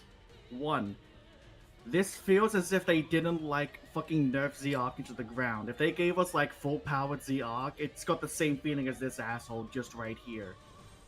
Like, you needed to nerf this guy before bringing him out. Why'd you release him full powered? You can't. Secondly, Sorry, somebody in chat is saying about mask changes. I mean, you could set it up in your opponent's turn, but do recall that one of the effects of Rise Heart, who is an extra special, which is important for our Rise Heart, is you are locked to exceed summoning only from the extra deck. So you'd have to you'd have to set up extra mats Cool. to get it on the board for that turn or for the for the turn. just why these? Okay, So yeah, like you but can't you could second- set it and then go second on your opponent, but like I said, it requires pre-setup and interaction, which is why I'm sure And- cashiers don't play it. and secondly, because I've noticed he's been a bit quiet. Axe, do you have any thoughts about good old Rise Heart? I'm back from doing my dishes, so yes. Actually, take a lap. Dishes pass. But yeah, we're I- talking about a Rise Heart. I've been listening. I don't get the seed thing, but I do get the Gundam thing, though it's a bit too Japanese to be Gundam directly, because it's only done that like once or twice. Wait, Like, direct, like, let me. First of all, Axe, you haven't watched enough Gundam. If that is your, I haven't honest seen any opinion. actual like Shogun-looking mechs. Second of all, Dude, that's I want to be clear many of before them, chat Max. roast me. I did not say Seed. I specifically said Seed Destiny. I haven't seen that one because I Seed didn't want Destiny. to ruin my life. Don't watch it. It's awful. It's I know. terrible. Why do you think Why- Dallas is why? referencing it? Yeah, because Dallas was trash. No, I don't love Seed Destiny. Don't put that evil on me. Don't put that on me. I mean, Dallas though, it's Nobody perfect nobody wants to it's catch also that heat, terrible. Slime. I like That- specific kinds of trash. That is not a type of trash. That is enjoy. not the kind of hill Dallas will die on. Also, I want to No, point why this is that out. one Not that over there? I don't know how much Axe is familiar with G Gundam, but that is No, G the Gundam is yes. the best. Okay, that yes, is the G Gundam, Gundams where yes, everybody but is normal origination. themed and also does have a super powered hand thing, and this guy does have a giant demon hand. I want to There say. also is a Gundam called Shogun Gundam. I Okay, didn't want yes. to say it, but Yes, it's but there literally isn't a that, there Gundam. are. It's more than I like mean, a novelty thing. This may be striking to Axe, and I don't actually know if he's ever watched the original Mobile Suit Gundam, but the actual Gundams are all supposed to look like samurai armor. That's why they Yeah, have the I weird can- dumb no, I can antenna get it. thing. So- Yeah, you're right. Yeah. So, really fun thing about what Axe said. Sorry if you can't hear me. I'm actually leaning back in my No, chair. you're fine. You're great. You're fine. But just out of context, Axe going, "It's not Japanese. It's too Japanese to be a Gundam," and I'm just like, "What the fuck?" Yes, like out of classical context, Japanese. I understood what he meant by that, but you're right. Out of context, that is an odd one. I just said classical Japanese, but everyone. There you go. There you No, go. I understand what you mean. No, I know what Yeah. you meant. Because it's, Yeah, no, because sorry. if No. anything, I more think like an anime version of an armored core suit because of the size of the guy actually. No, that's fair, but I was actually referencing a specific Gundam. I just can't Yeah. ever remember the name of it. Oh, I'll time now- for me to go picture of Google it. searching. And I will say, Chad has been pointing No, I have out, a picture of yes, it. I just don't have the name. inherently, a Rise Heart does not have any protection. That's why, you have an entire 40-card main deck to work with that. There's ways around that. That said, I'm also, going to pull up I their do card, wanna card out for I their do I wanna like shout the way out it looks. ZX Like, because- I think it's actually really well done. Like, it's got a good opposing aura, and you can kind of just sometimes don't notice he's got a weird spatial axe. The axe actually looks like it's got the same spatial tearing as his arm. Yeah, that's nice. Dallas, what were you going to say before I take this man away forever? I just want to shout out Zed with Strike Freedom is the name, thank you. But also, no, he is completely right. This does look more like a Valve Rave. Fair enough. I'm I not don't familiar know. with that one. Yeah, Now we're going to space move on to a vampires? different space concept. This is Kashtira Shangri Era. I like this one. Hold on. Oh, the prongs are just the energy. Yeah. I need to grab It's not a actually a picture giant of that space and do crab. some odd editing quickly. No, I'll lock down. This is a parasitic planet. This I is love the this World fucking Devastator. art. No, this is great. This There's is no the- notes. this This is is the great. I love it. It's good. Oh no, I hate this card. I wish this card had never been printed. To be very clear. Oh no, This yes. is one of my least favorite cards. I in hate all of I Yu-Gi-Oh! hate this card's effects just because of what they are. Art-wise, no notes. This is great. It's a big red ball that's surrounded by hexagons. It's fucking shooting a Death Star laser. It's great. There's some space. Nice. Fucking nice, dude. It's What this card does though, which most of you are probably familiar with, sucks. It's just not fun, and I don't know why Konami decided, like, the Banished Face Down is annoying enough. I don't know why they also decided to do an Ojama area lock on this too. Like, did I have Konami a think theory- we I have needed a Ojama King to I come have a back? theory on Again, this. I think it's mostly to actually, it's trying to sell the point of what it does. Do you want to hear my theory on this? Go for it. So I think Konami tries to subtly bring things over from Magic the Gathering. And one thing they keep trying to bring over that has never worked ever is stacks. Because the only way you can really do it, because there's no resources, and stacks is basically like locking out people from the game. No one likes stacks even in Magic, but in Yu-Gi-Oh! It's particularly bad because there is no resources to go after. So the only way you can really introduce stacks is to limit field space or hand space. So that's why they keep printing these like hand rip cards, these like they want that to become an archetype, but because of how Yu-Gi-Oh! Is designed, you can't get out of it, so it just is miserable. Yeah. There's weird places with locking interaction, and I think that limited hand rip is kind of interesting, especially if it's randomized. Like, that's one of the lines in Lab. Lady Lab does a card rip if you do your whole combo line correctly, but also she can field pop if you want. And then you've Honestly, got Lady Lab who does the other thing. It's not hop. I still think it's the that we talked about, like it's the lore thing of like it's because they don't give cards flavor text, so a lot of times they have to do the lore thing it does as an effect it does on the cards. Yes, but I'll say this because I've said this to God knows I've said this to Wizards too many times. I'll say this to Konami too. Don't let lore ruin your standard game. Yeah. It's not good. I want to say everyone sad. I want to say I think both of you can be correct. Like this is a thing that's been brought up before, but like remember, Duel Monsters started as a stand-in for Magic the Gathering in a manga that was otherwise about games in general. It was the most like popular arcs of that manga for the most part, and it was the one that like stuck the most. But there were other games in there, and technically like right before the big climax, Like the robot punchy battle game. Yeah, technically they straight up play a tabletop RPG in like the penultimate. They do, arc. yeah, they do just play D&D at the end. Yeah, like yeah, that's they reference it in the fucking first anime, and it's not great. so like there's stuff going on there. So I think that like Konami occasionally taking a side eye at Wizards and being like, what are some weird mechanics that'll work for us from Magic? I think they do Sometimes that. it works. And sometimes it does. To anyone who's played Magic in the chat, this feels like they took the notes on Oko and were like, let's do that. And they just didn't read about the reaction to that card or the Wizard's formal handed hat. What's the yeah, we Japanese magic fucked this scene? up. So, I don't know what it's like. Exactly. what would the Japanese magic It's scene be like? there is a Jap. Loth, it's- what were you gonna say? Ironically, it's very Oh, yeah. similar to the. Pull me up, Oh, Loth. No. No. Yeah, no. I'll say this. This image right here, because I'm like, wait a second, he's got a very familiar looking shape to me. Oh, he does kind of look like it. I mean, when you blow him up full up and you can see that it's just energy, it's not that. But he does kind of look like a jar from a distance. It's just fucking morphing jar again. Okay, what also, Space by the way, in Jar. case you don't get the name, again, much like Kashtira is, Kastja plus Ira, this is Shangri-La, but instead of Shangri-La, it's Shangri Angry. Yes. Big Oh, anger Jesus. card. This is a Fire Psychic Xyz, rank 7, 0 attack, 3k defense. Just further cementing you're just supposed to fucking stick this guy somewhere and let him ride. 2+ level 7 monsters. You can make this as many fucking materials as you like.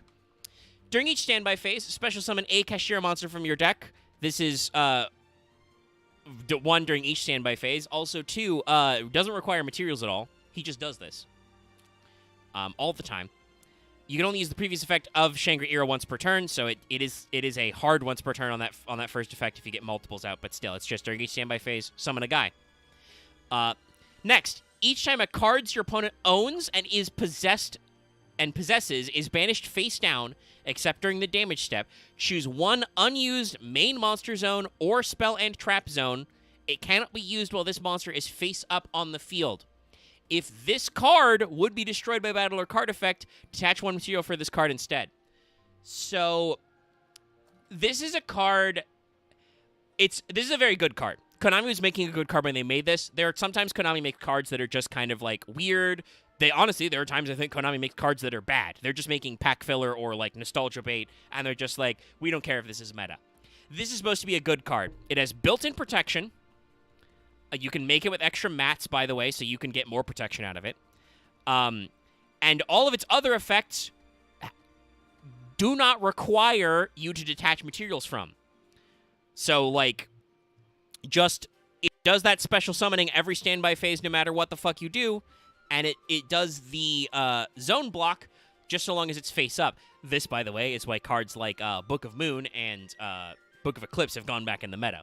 You flip this guy face down, he fucking resets himself. Get rotated. Yeah, basically. Do-do-do-do-do.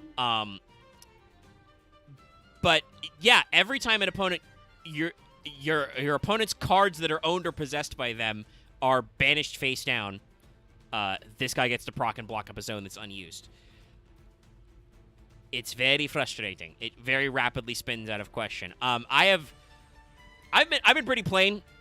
Like, straight up, hey, if you guys, guess what? If Thursday I exist and Master Duel wins and we play Master Duel, you're not going to see me do any Kashtira matchups. Why are people voting for Master Duel? Like, every option was cooler. What the fuck? I know. If They want Joyce to see didn't that. show up. Paid. They don't- like, you should Genuinely. ignore half those people if they don't show up. Well, I mean, like I said, I listen, if I don't see you guys voting for Master Duel in the Master Duel stream or the views post stream, I understand not everybody can make it live. I'm taking Master Duel off that list because y'all are liars. Why'd you put it back on the list? I mean, I do it every time because the streams are popular. I need to eat Axe is the problem. I know, but you shouldn't do it when you just hate yourself the entire time. I need to eat. Also, Listen, I'm not the worst. There are motherfuckers like waterboarding themselves for like $25 on Twitch. Okay, I'm Yeah. not that Oh, bad. oh my But do God. you even get like $1? Never mind. Can I answer a question that you asked earlier? Sure. You asked how the magic scene is in how popular magic is in Japan. So this is an Excellent, upcoming nice. alternate art from the next set. Oh, let's tab over. Okay. All right. They're doing anime alters for the next set for Wild to Eldraine. Oh my god, that's fucking great. Let's go. Also, I don't I even. think there's I- 5 why- former Japanese world champions in Magic. Okay, That's so And pretty world good. champion, not Grand That's Prix. don't- not wait. insignificant. How many years has I Magic been kinda going don't again? get it. 20? Okay. What? It's 30? been 30 years. 30. The 30-year anniversary was this last. So yeah, what? 1/6? Yeah, I All from think the Japan. last one was in That's 2020. And to be fair, 2 of those years there was no World Championship. true, because right? there It's was the this exact thing same as called COVID. Yu-Gi-Oh's Worlds. Yeah, I mean, listen, like I think 80% of the Yu-Gi-Oh World Championships were by Japan, so you can flip the script there. Yeah. No, granted, the market share is not as big in for. I would not nearly put it on the same level as Yu-Gi-Oh! As far as like percentage of Japanese. Also, versus, in Japan, I think the trading card American game fan? market is way more competitive. oh, it's way more diluted. Like there's like in here, it's pretty much 3 companies have a stranglehold on the trading card market, and calling Yu-Gi-Oh having a stranglehold is generous in that. It's really Magic has the competitive card game stranglehold, and then Pokemon is just looming in the back. It's like we don't have tournaments or anything, but our collector's market is ridiculous. And then So, Yu-Gi-Oh is kind of like the third wheel of like, hey, we do all those things. We try. Zach? Y'all remember Dark Magician? We're here too, man. Axe, what were you saying? Dallas, I'm having a fail patrol looking at this card. Like, why is no one vomiting coins in this summoning Tive art? Like, I feel like it's missing the point. Oh no, that's the original art. The original art is literally a guy vomiting coins. I know, yeah. I was like, why is I not have a person coughing up coins? Because I feel like it's missing the point. I mean, I'm gonna be honest. This is called smothering tithe. I mean, I guess that's what the don't see snacks it. are supposed to be in the background. If you're gonna smother, you should at least be like, I don't know, hugging her into your boobs or something. We have Here, chat. I'll something. show you what the fuck I'm looking at right now. My problem is like I don't get this art. Does not feel like it fits. I looked at other ones. Like, I okay, didn't it's copy. totally Hold opposite on. what you're talking about. Copy image. There it is. This is what we're talking about, chat. Yeah. I'll find a thing. I'll So show you a let me smoking so let me go back to my original point about Shangri-Ira, right? This is another one of those cases where Konami made this card to be good. They made it to be good because they gave it a constant This is effect this during card, standby yeah. phase that always ranks up. You may remember other annoying Xyz monsters that are like that. Redoer. Every standby phase he's there, he takes a card. Is it a good card? You don't know. Doesn't matter. He just takes a card. He does a thing all the time. Toad also has effects that are like always on. Totally Awesome, who is a card who is constantly bouncing back and forth between jail. And then the fact that its Monster Zone lockout isn't once per turn and isn't mat related. If you are playing your Kashira deck correctly, you just hit zones. And it's very easy to spiral. This is what I was going to say earlier when talking about the poll before we got in the weeds a little bit. I've played a couple of matches against people playing full power Master Duel Cash, which isn't even full power because I don't have half their cards. It's not fun because if they get their combo rolling, you just literally can't play Yu-Gi-Oh! So you will not see Kashira matchups unless you are literally paying me money, because I will just surrender and go next. I don't really want to wait. Okay. I don't really want to wait 5 minutes to have a guy lock out like 7 of my zones and then just, oh, well, I didn't get Book of Moon. Fuck me, I guess. All right. I guess to dismantle all of my math deck and just make a different deck, I guess. I don't care Math about deck's that. bad. Oh, it's going to be the top deck, and it's not going to be close. In a best of 1 format? Are you kidding me? What? No, Kashira is going to be more dominant in Master Duel than it ever was in either the OCG or TCG. Yeah, because of the best of it's one because it's format. not you'd have to pre-side. Yeah. Yeah. Which if I ever play Master Duel again, which I'm not even guaranteeing at this point, I don't. I'm going to always pre-side for it. I honestly play Master I just Duel don't a feel lot. like It's just playing mostly random events. Yu-Gi-Oh anymore, and the solo modes are okay, but not enough for me anymore, which is awkward. An FA chapter could be cool. I guess they got lost to consumer out of me, but I always are much of one anyway. I actually honestly I don't think they lost a consumer. You Yeah. you already I were not a paying spent- customer. I mean, I bought spent Yu-Gi-Oh cards. I mean, I bought Yu-Gi-Oh $30 cards. a month. I have Yu-Gi-Oh cards sitting in like my fucking printer over there because I bought a bunch of packs at least. Like I bought packs before. I forgot how fucking tiny Yu-Gi-Oh cards were. Yeah, they're Japanese size. They're for tiny Japanese hands. But yeah, Shangri-Ira is really annoying because it says, especially since Arise Heart didn't exist yet, it says, hey, your strategy with this deck is to make it so all your opponent's zones are locked. And it's not fun. It doesn't look good on streams if you're trying to attract new players. It's just a really weird case where I don't know what Konami was thinking. I don't like to say archetypes are a mistake. This does not feel like a smart business move. Because guess what? I think the mirror is miserable too. I will say, I think MBT has a point. Telerant mirrors, they might boil your brain, but damn, dude, shit is happening. In a Kashira mirror, it's just who goes first. Did you get Book of Moon? Okay. Nope. All right, we're just banishing. We're banishing cards. It's not even like, as someone who plays a very one could call it similar to Kashtira strategy in other games. I am very control and stacks heavy. It's not even fun from that perspective, because if you finish the lock, it's very low effort and there is no breaking it. There's no counterplay. It's just death. But also, I want to point this out. Because of the way Yu-Gi-Oh works, if you complete the lock, you don't actually win the game. Yes, no. Your that's the worst opponent, part. if your opponent has any balls, they'll be like, okay, buddy, we're going to sit here until the clock runs out. We're just going to keep pulling. Because the only way you win is your opponent concedes, which, one, in the OCG, by the way, they can't, they have to basically disqualify themselves. The OCG only recently allowed straight up surrendering in certain events recently. Are you joke? Wait, is that real? Yeah, yes. That's always been a thing. You can never surrender and make That a is the blank dumbest bet all the rule time. I've ever heard in the history. Yeah, of no. the game. You must have missed the streams where we talked about this, but yeah, in OCG Yeah, events, I've been conceding out is for a not while. part of the rules. It's why it's not treated well in Master That's Rule. so dumb. Yeah, Master Duel I think has a surrender feature as a concession for the fact that it is a internet live game, and Konami realized like, oh, you might need to leave in the middle of something. Okay, you can surrender, but you don't get any Well, you get reward for it. nothing, It though. doesn't count. It counts as a loss with no extra steps. Yeah, no, like in certain, only this year, because it was brought up in a shareholder call, they only recently changed it so that you can actually concede. The normal way that OCG players would get out is they would just Wild. misplay themselves. I thought you also couldn't surrender in the TCG. It would just seem No, as if you can they always allowed- surrender in the TCG. No, that's No, the you thing. Yeah. So scooping has always been a there- legal rule here. Well, there's a different, like, because they've never banned surrender. At least I think they haven't. Don't quote me on that. The early rules of Magic are an arcane mess that no one understands, so I'm not even going to try. As far as I know, surrendering has never been banned. But if you do it in a unfair way in a pro tour or a high stakes tournament, you just get mocked relentlessly. Yes, You have a but no, like reputation, and the reputation the is hurt. TCG. You may have heard this, but actually, I don't know. You probably haven't I thought it watched was like a a period for Yu-Gi-Oh, because I thought it No, was like a thing they it's only only did an as a player OCG, side it's a thing, tournament not actually rule. allowed by No. tournament rules. No, you've always been able to surrender. Surrendering's in the fucking anime, in the manga, which is why I think the OCG rulings are weird. But It's in the first season. Yu-Gi-Oh surrenders because Kaiba threatens to kill himself. yeah, Mai also I thought surrenders that against was okay Taya, for even though some reason. she totally would have won that game. She could have won that game, but she folded instead because it wasn't about actually winning.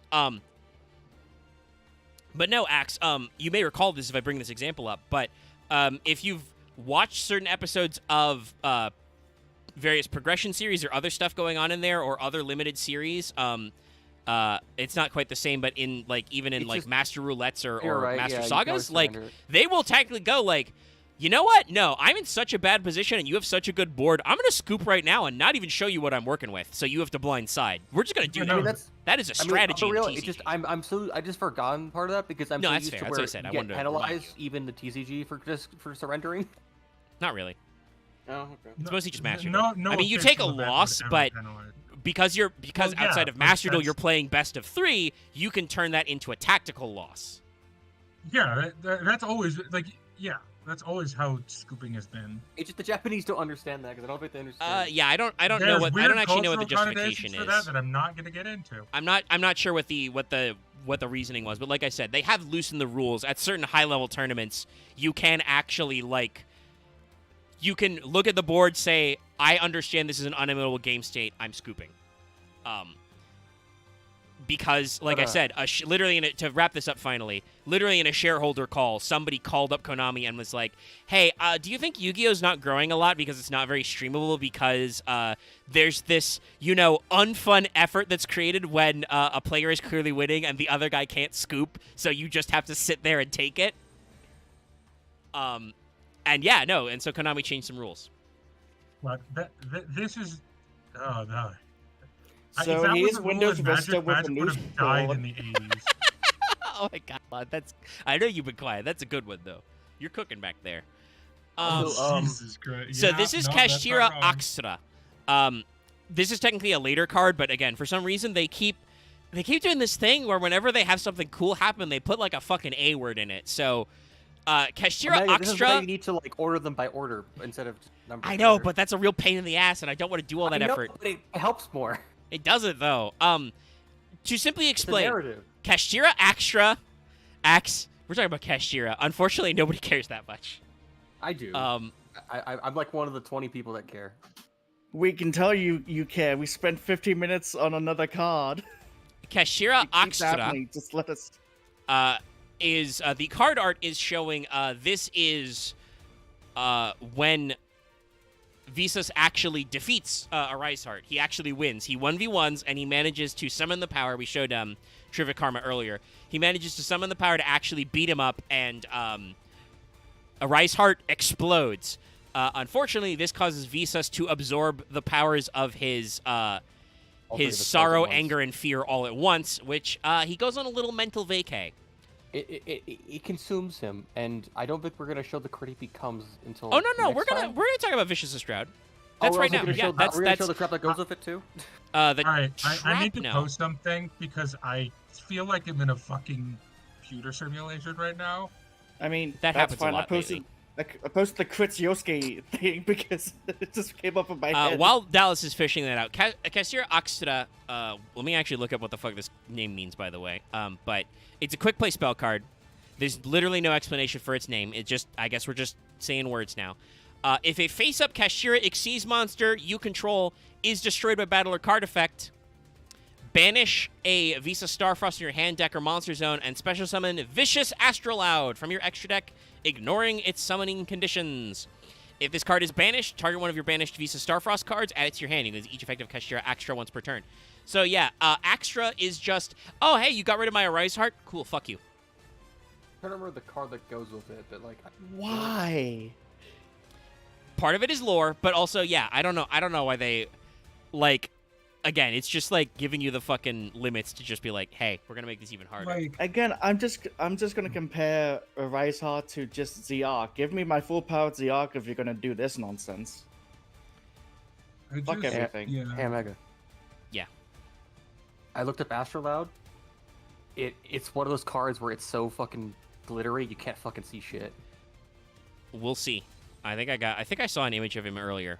We might be able Yeah, to but grab I it. looked at like his actual printing and like, Yeah. God, What were No one- you trying to say, Dallas? Unfortunately, No go one on yeah, this go. earth can convince me that they did not use Gundam Strike Freedom as a fucking art Inspiration? inspiration for this card line. I refuse to believe it now. They might have. I mean, there's a Like- lot of space. Also, hey, we're going to talk about the card that comes immediately before this card. I know it's tiny, but Kashira Bigubangu. So What? yeah, this is after Trivia Karma. Visas is powered up. You can tell because his arm is enormous. And he's going to think it's just in Kashira, fucking punch Kashira I think Arise it's in Heart. Castriophius? It's like, I forgot the name of the actual word. Oh Forgot my the god, actual but name. these two guys doing the punch in their like fucking suits. This is just like an inverse rider kick clash. Yes. And they are And I punching think both their he space bro- arms together. I think he punched through the guy's arm. Yeah, he punches Hence why I say- him hard, he explodes. Yeah, I'm saying inverse rider kick, so because punch, fuck it. By the way, But- the OCG full name of this is Sixth Broken World Root Purification. God, Because it they're just sounds like some Bushia All proverb. really intense. This is a normal okay, trap. Thank you, Axe. Thank you. I was thinking something similar. It sounds like the chapter names for a cultivation novel. It does. So this is a normal trap. If a Kashira Xyz monster is on the field and a player controls 2 or more monsters, they must banish monsters they control face down, so they only control 1 monster. The first half there, this is a Kashira card, but also an anti-Kashira card. Basically, it's Kashira evenly matched. It's Yeah. evenly matched.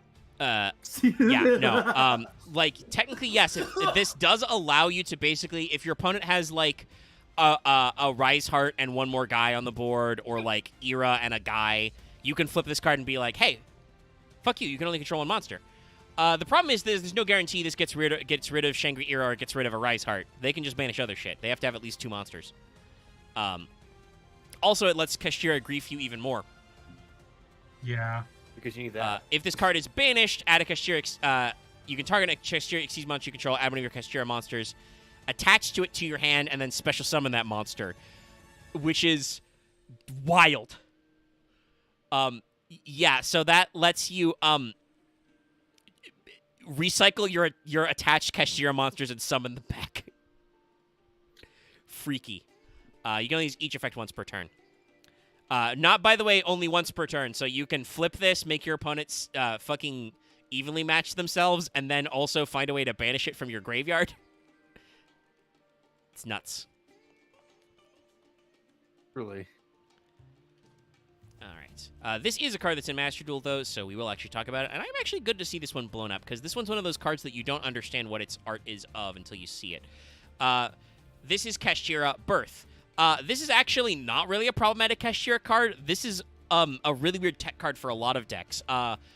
When I remember the other deck I want to play, by the way, in Master Duel. When Gate Guardian comes to Master Duel, I'm going to be playing this in Gate Guardian. And yes, I will be playing Gate Guardian, motherfuckers. Honestly, this just feels like this is just what, like a first-person perspective of when Visas goes to see the Kashtira drop site. Yeah, basically. He shows back up and he's like, what the fuck are those guys doing? Oh. This is the opening of the level in the action RPG. Yeah. This is the Final Fantasy XIV dungeon intro. I do appreciate. I wasn't there for Scarecrows, but seeing like the Scarecrow, Jackal, whatever they are, just like running around down there. Yeah, the poor Scareclaw boys are being rounded up. So this is a continuous spell card. Its first effect just says you can normal summon level 7 monsters without tributing. Just normal summon level 7s. Only level 7s. Yes. Okay. Which, on the one hand, in Kashtira, good. Lets you normal summon those monsters when you already control monsters. This is actually important. But also helps out Gate Guardian pieces. Arguably, you could tech this into Dark Magician if you actually needed that, but you fucking don't because your entire deck is around vomiting Dark Magician on the board. Hell, I might play this in a Red Eyes deck if that comes back. I'd love to be able to just normal summon Red Eyes. Fuck you. Red Eyes is all Red Eyes support is cards that like have red colors but have nothing to do with Red Eyes. I mean, they're red and black. I had to play Red Eyes check. Kashtira? Phantasm Spy was a level 8. Damn it. Rip.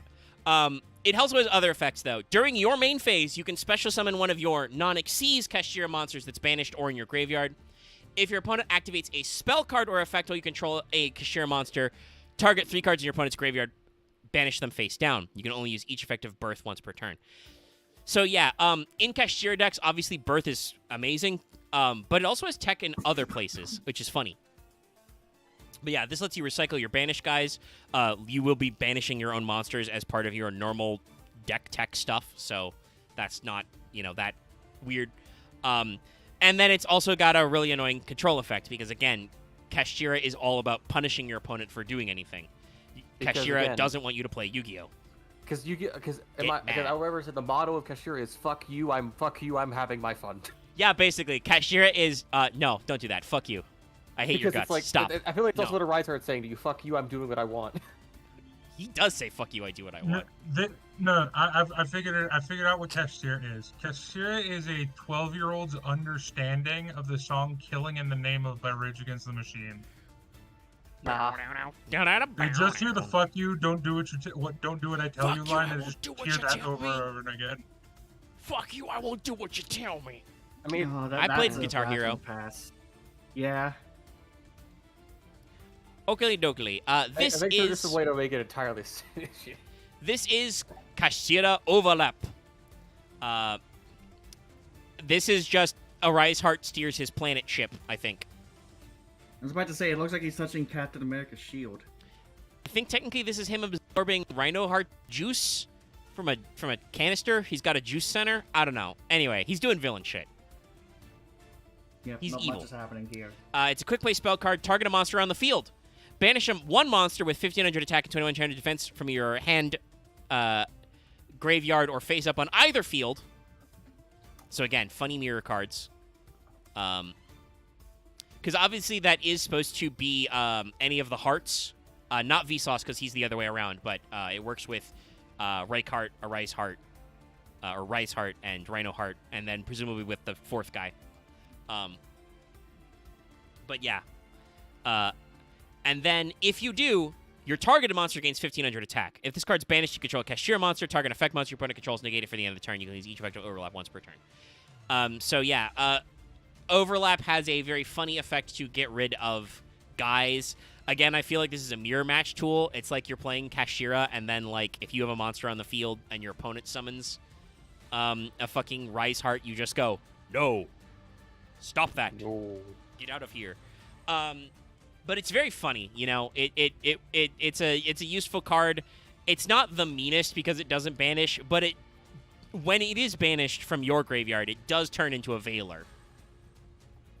I think the biggest problem I have with Kashtira as a concept is that they're main, but they're also like, I don't know, because I think main cards are healthy for a game, so that combos can't just run. There should be punishment. The problem is if your deck is all punishment, your opponent literally can't do anything, right? Well, like I'm fine with that, hypothetically, but the problem is there is no, we all know Dallas like, is evil. I mean, yeah. I'm not going to lie, that's how I play a lot of games, outvaluing my opponent. I think that's the thing, there is no outvaluing in Yu-Gi-Oh! There's just not a concept. You just achieve your combo and you win. I mean, you can technically there's some big brain card metrics for card advantage that you can outvalue, but yeah, it's very different. Well, it's usually the punish effects have to be so punishing that they're like, and you can implement them immediately, so there's no regulating them. Yeah, it's either negation or it's board breakers. Thankfully, we've kind of gotten out of the negation phase. I think negation. I think that's a mistake because I'm much more happy with negation than whatever the fuck Kashtira is. Instead of, I mean, it's like I feel like it's a whole other tier of negation where it just you can't use the thing anymore. No, it's stacks it. It's stacks. Denial.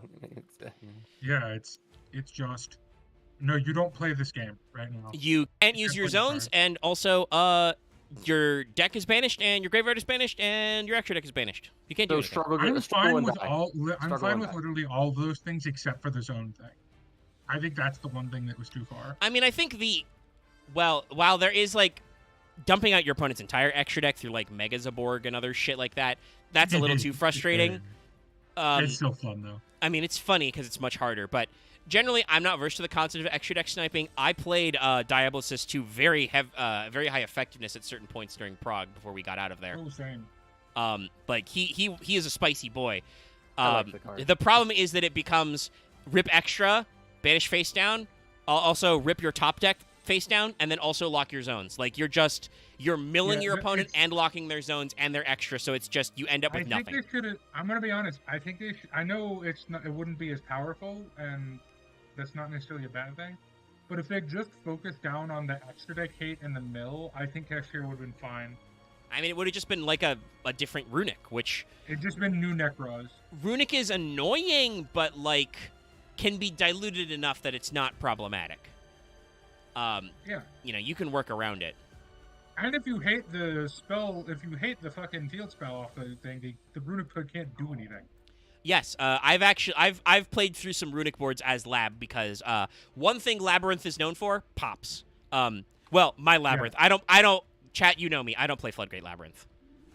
I probably could, but I don't funny foot. I don't bother with like skill drain and shit like that. Basic bitch shit. I much prefer Labyrinth as a deck where I wait for you to make a play and I'm like, "Oh, okay, you've normal summoned. Let's compulse that guy."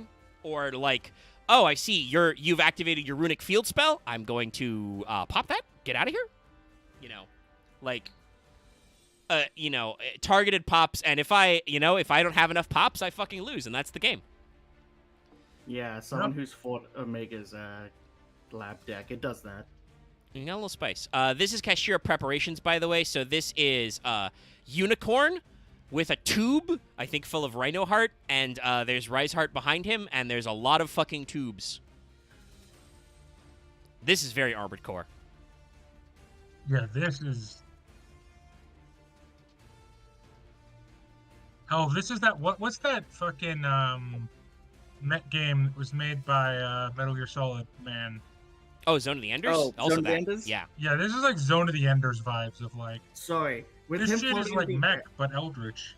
With his him floating moves, in the yeah. air and the lights coming from the ground, I'm also thinking of good old Romulus Quirinus as NP. Oh yeah. Oh yeah. Shooting some spears. Yeah, so this was our thumbnail card, because that's just what the wiki used as their default Kashira card. But it shows a couple of Kashiras on there. Kashira Prep, literally Kashira Prepare in Japanese, is a continuous trap card. During either player's turn, you can special summon a Kashira monster that's banished or from in your hand. This is another, by the way, problem that I don't like about Kashira is just the... I understand they're all level 7, so you have to figure out ways to get them out. It's the fact that it's hand or banished. They are, unfortunately, an infinite conga line of assholes deck. Yeah, that is the other problem I do have, is they are... This is the thing. Staxy control decks, traditionally, in most other games I've played, could be kind of brittle. Like, if they get their full thing going, they're oppressive and you can't do anything. That's how they win the game. But if you break them, they should just be that... They pretty much lose at that point. That's generally how they're balanced. You break their game plan, they're dead. The only way I think you can break Kashira is to do very targeted hate on a Rise Heart or Shangri-Ira. And keep in mind, Shangri-Ira has protection, so... Or, and just a suggestion for future Master Duel players, play Imperial Iron Wall. Also true, yes. You can absolutely... and just go get fucked! Just be like, I cannot be banished. To, like, go first and draw the card. True. That's but listen, true. Master Duel's best of one anyway. If you lose the coin flip, you might be auto-scooping. I've done that. swear. Listen, I've done that as Lab a couple of times in the Dark Knight I'm event. not gonna be too mean to you guys, but isn't that Yu-Gi-Oh in a nutshell?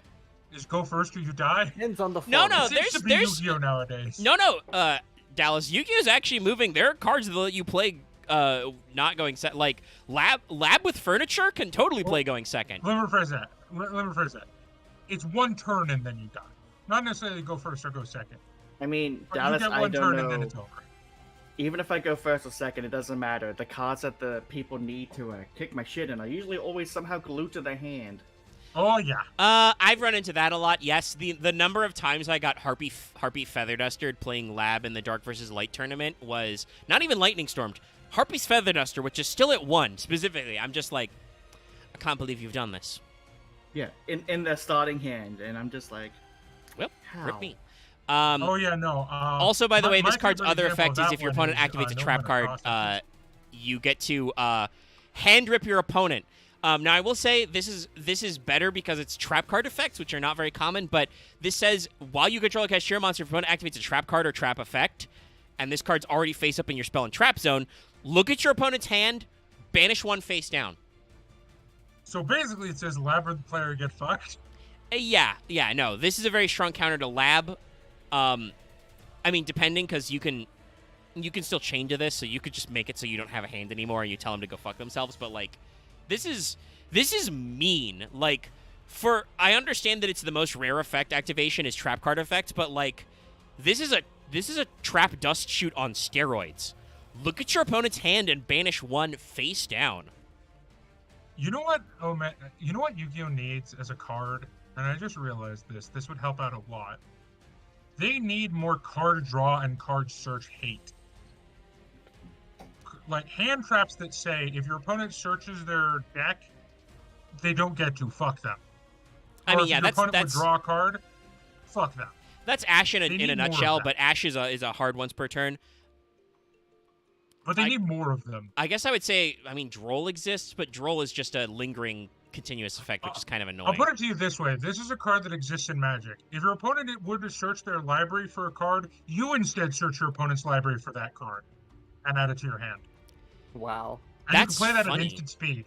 Yu-Gi-Oh! That is a card that should be in Yu-Gi-Oh! Because that's fucking hilarious. Because you're not going to be able to use that fucking card they search. No, yeah, it's just to say, fuck you, you're not getting this back. But that's kind of what Dark Law Well, hell, you could does. do that- Dark could you- Law could you do that does to do a Maxine? random banish whenever you add a card, so it punishes you for drawing. But it's Another weird. another card I desperately want in Yu-Gi-Oh! It's one of my favorite cards in Magic. It's called Notion Thief. If your opponent were to draw more than 1 card during their turn, they do not draw that card. Instead, you draw that card. I mean, that's basically just appropriate.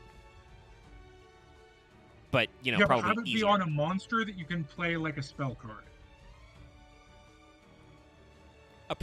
I think making appropriate more accessible would be funny because appropriate is a hilarious card because it's just whenever your opponent draws a card outside of draw phase, you draw 2, and it's just like, Yeah, duh.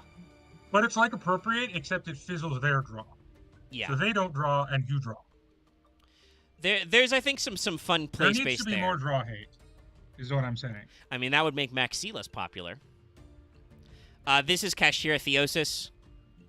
That's what it was. Cassiopeia. Yeah, Okay. it's got a weird name. It's in He is the upset about his OCG. new This is yaoi fans. Cashiera Papayas, or AKA Sixth Broken World's Heaven of Willful Transformation.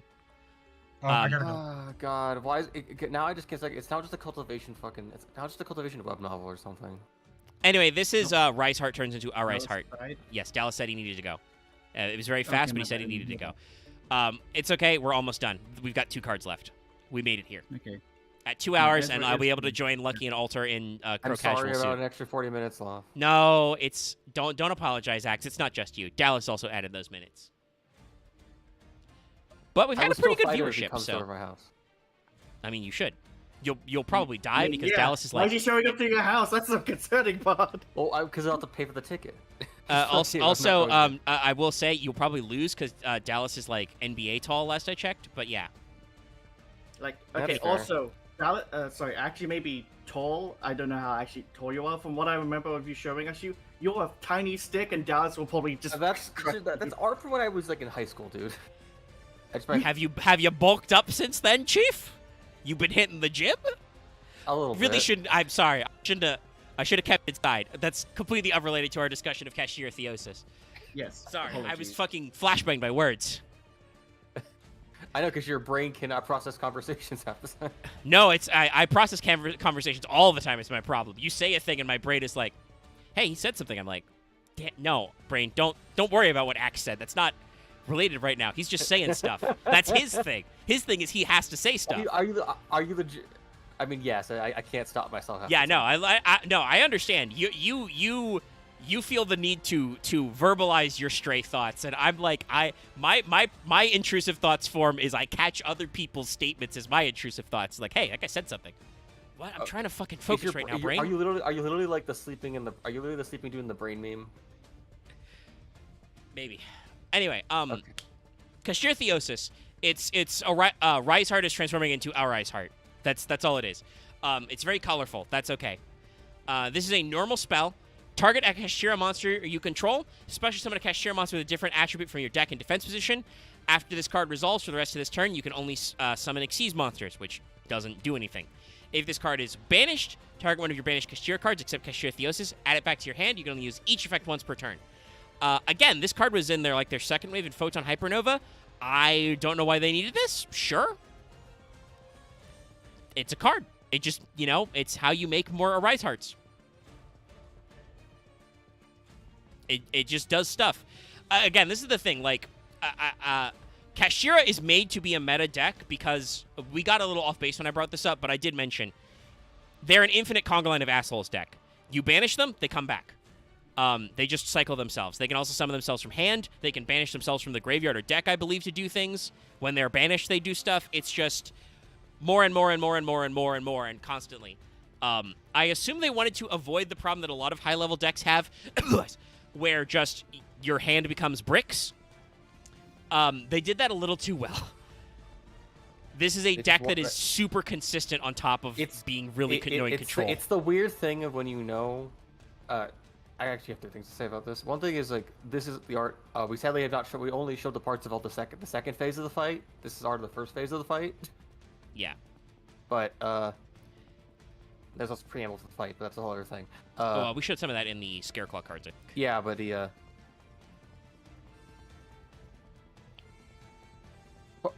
awkward part is a lot of cards are this consistent because they wanted to sell product. Well, yeah. They want you to be interested in the deck. And like I said, Konami does a decent job of stratifying Yu-Gi-Oh cards. They produce cards that are just okay. They produce a lot of situational cards. But you can tell that with Tier, and especially I think with Kashira, they were like, no, Kashira locks you to Xyz monsters. So I think they were like, no, we understand. We're building a deck that you can really only play with itself. We need it to be good and consistent to make people interested. And then they go, whoops, too far. Let's ban some cards. Let's cycle that shit out. They do it occasionally. Sometimes I think they don't do it on purpose. Sometimes I do think they do it on purpose. So our next and final card, because as described, Visas has a bad time when he does defeat a Rise Heart and accidentally gets his sorrow, fear, and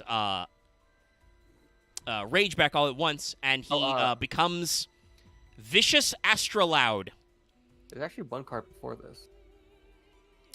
Which one? A Shattered Colorless Realm. I don't think that is actually before this. Actually, okay, maybe the one just after this one, actually. It's the one after. Maybe the one just after this. I'll double check the notes. Omega said this is the final card, and you want to add more to this?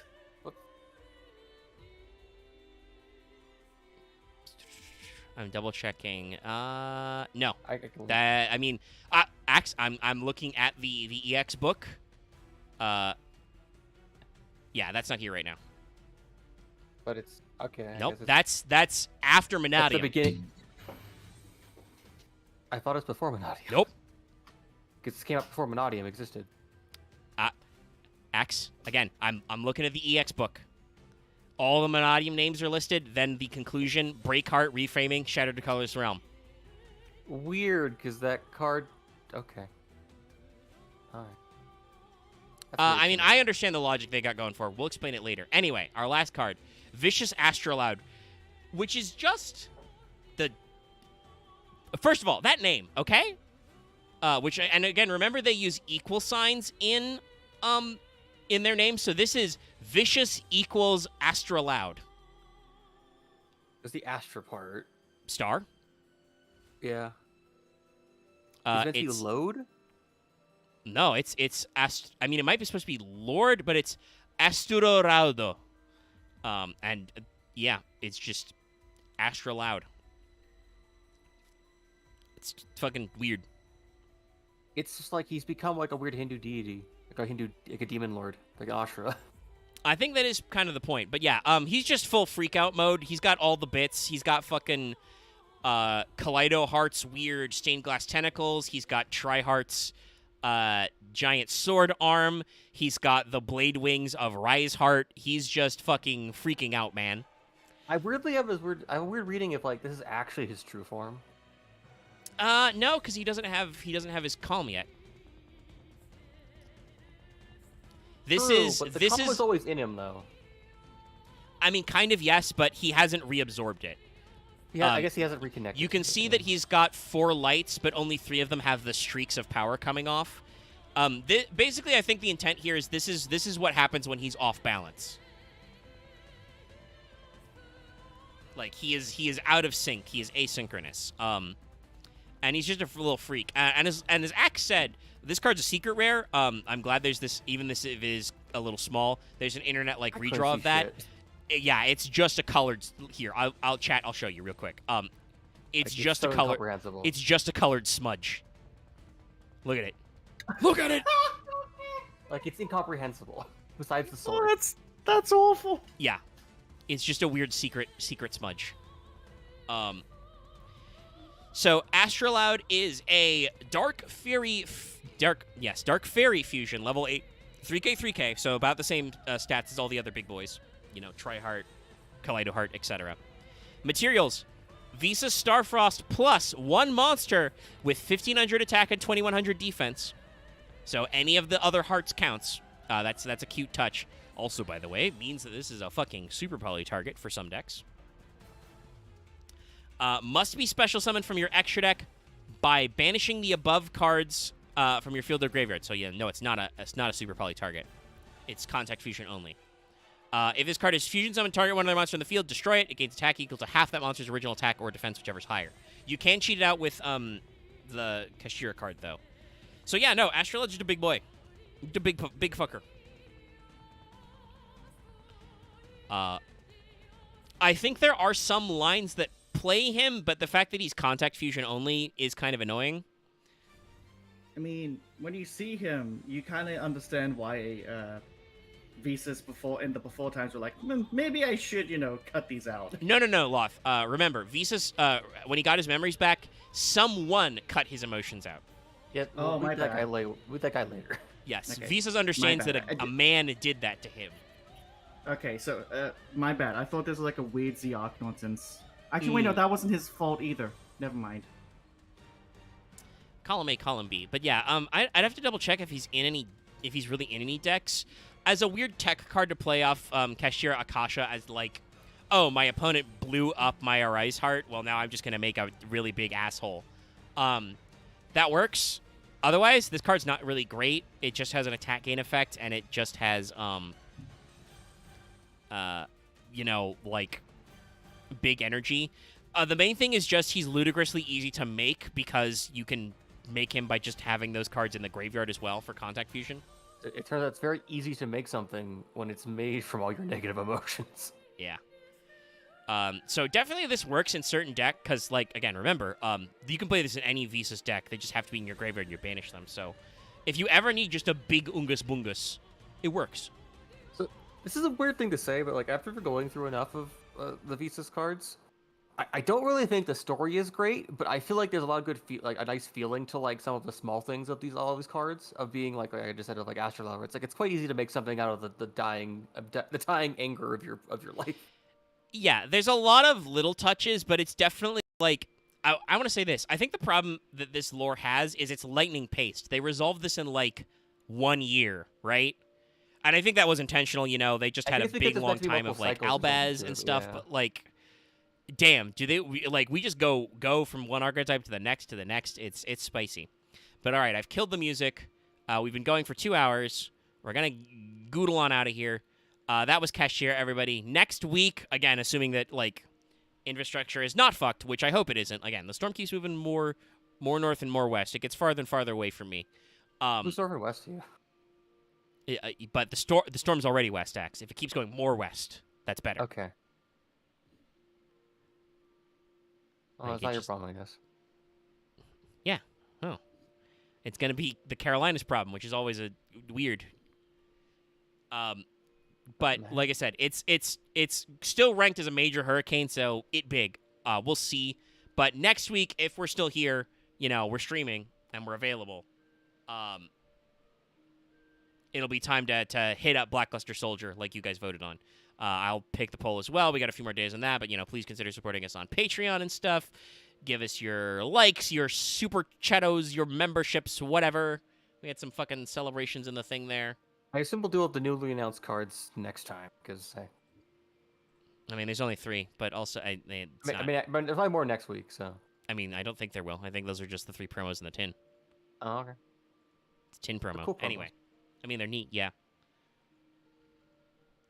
But yeah, so next week, Blackluster Soldier. After that, Monadium, and then wrap up stuff. And then we're going to do deck build packs because Marth did Forensic Science, and we have not done For Hire. That'll be funny. Could have sworn we did. Nope. I But I guess we thought didn't. we did. I mean, I'm I going to be trust honest. I don't Moths. know when we would have. I trust Moth's detective work. We probably talked about it. Unless it's more of just I've seen For Hire decks, so we like, I don't know. I mean, I remember us talking about some of them. multiple people played For Hire in Prague, so we have some experience. But no, we haven't actually sat down and done all the For Hire cards in Fail Portrayal format. So that will be funny. That'll probably be like 3 weeks from now. Anyway, good night, everybody. Thanks for tuning in, and we'll see you guys next time. Keep your fingers crossed, you know, hopes and prayers and all that stuff that we're back for Final Fantasy 14 tomorrow so I can do more post-Stormblood stuff. Otherwise, I'll see you when I see you. Night. Bye. Stream's over.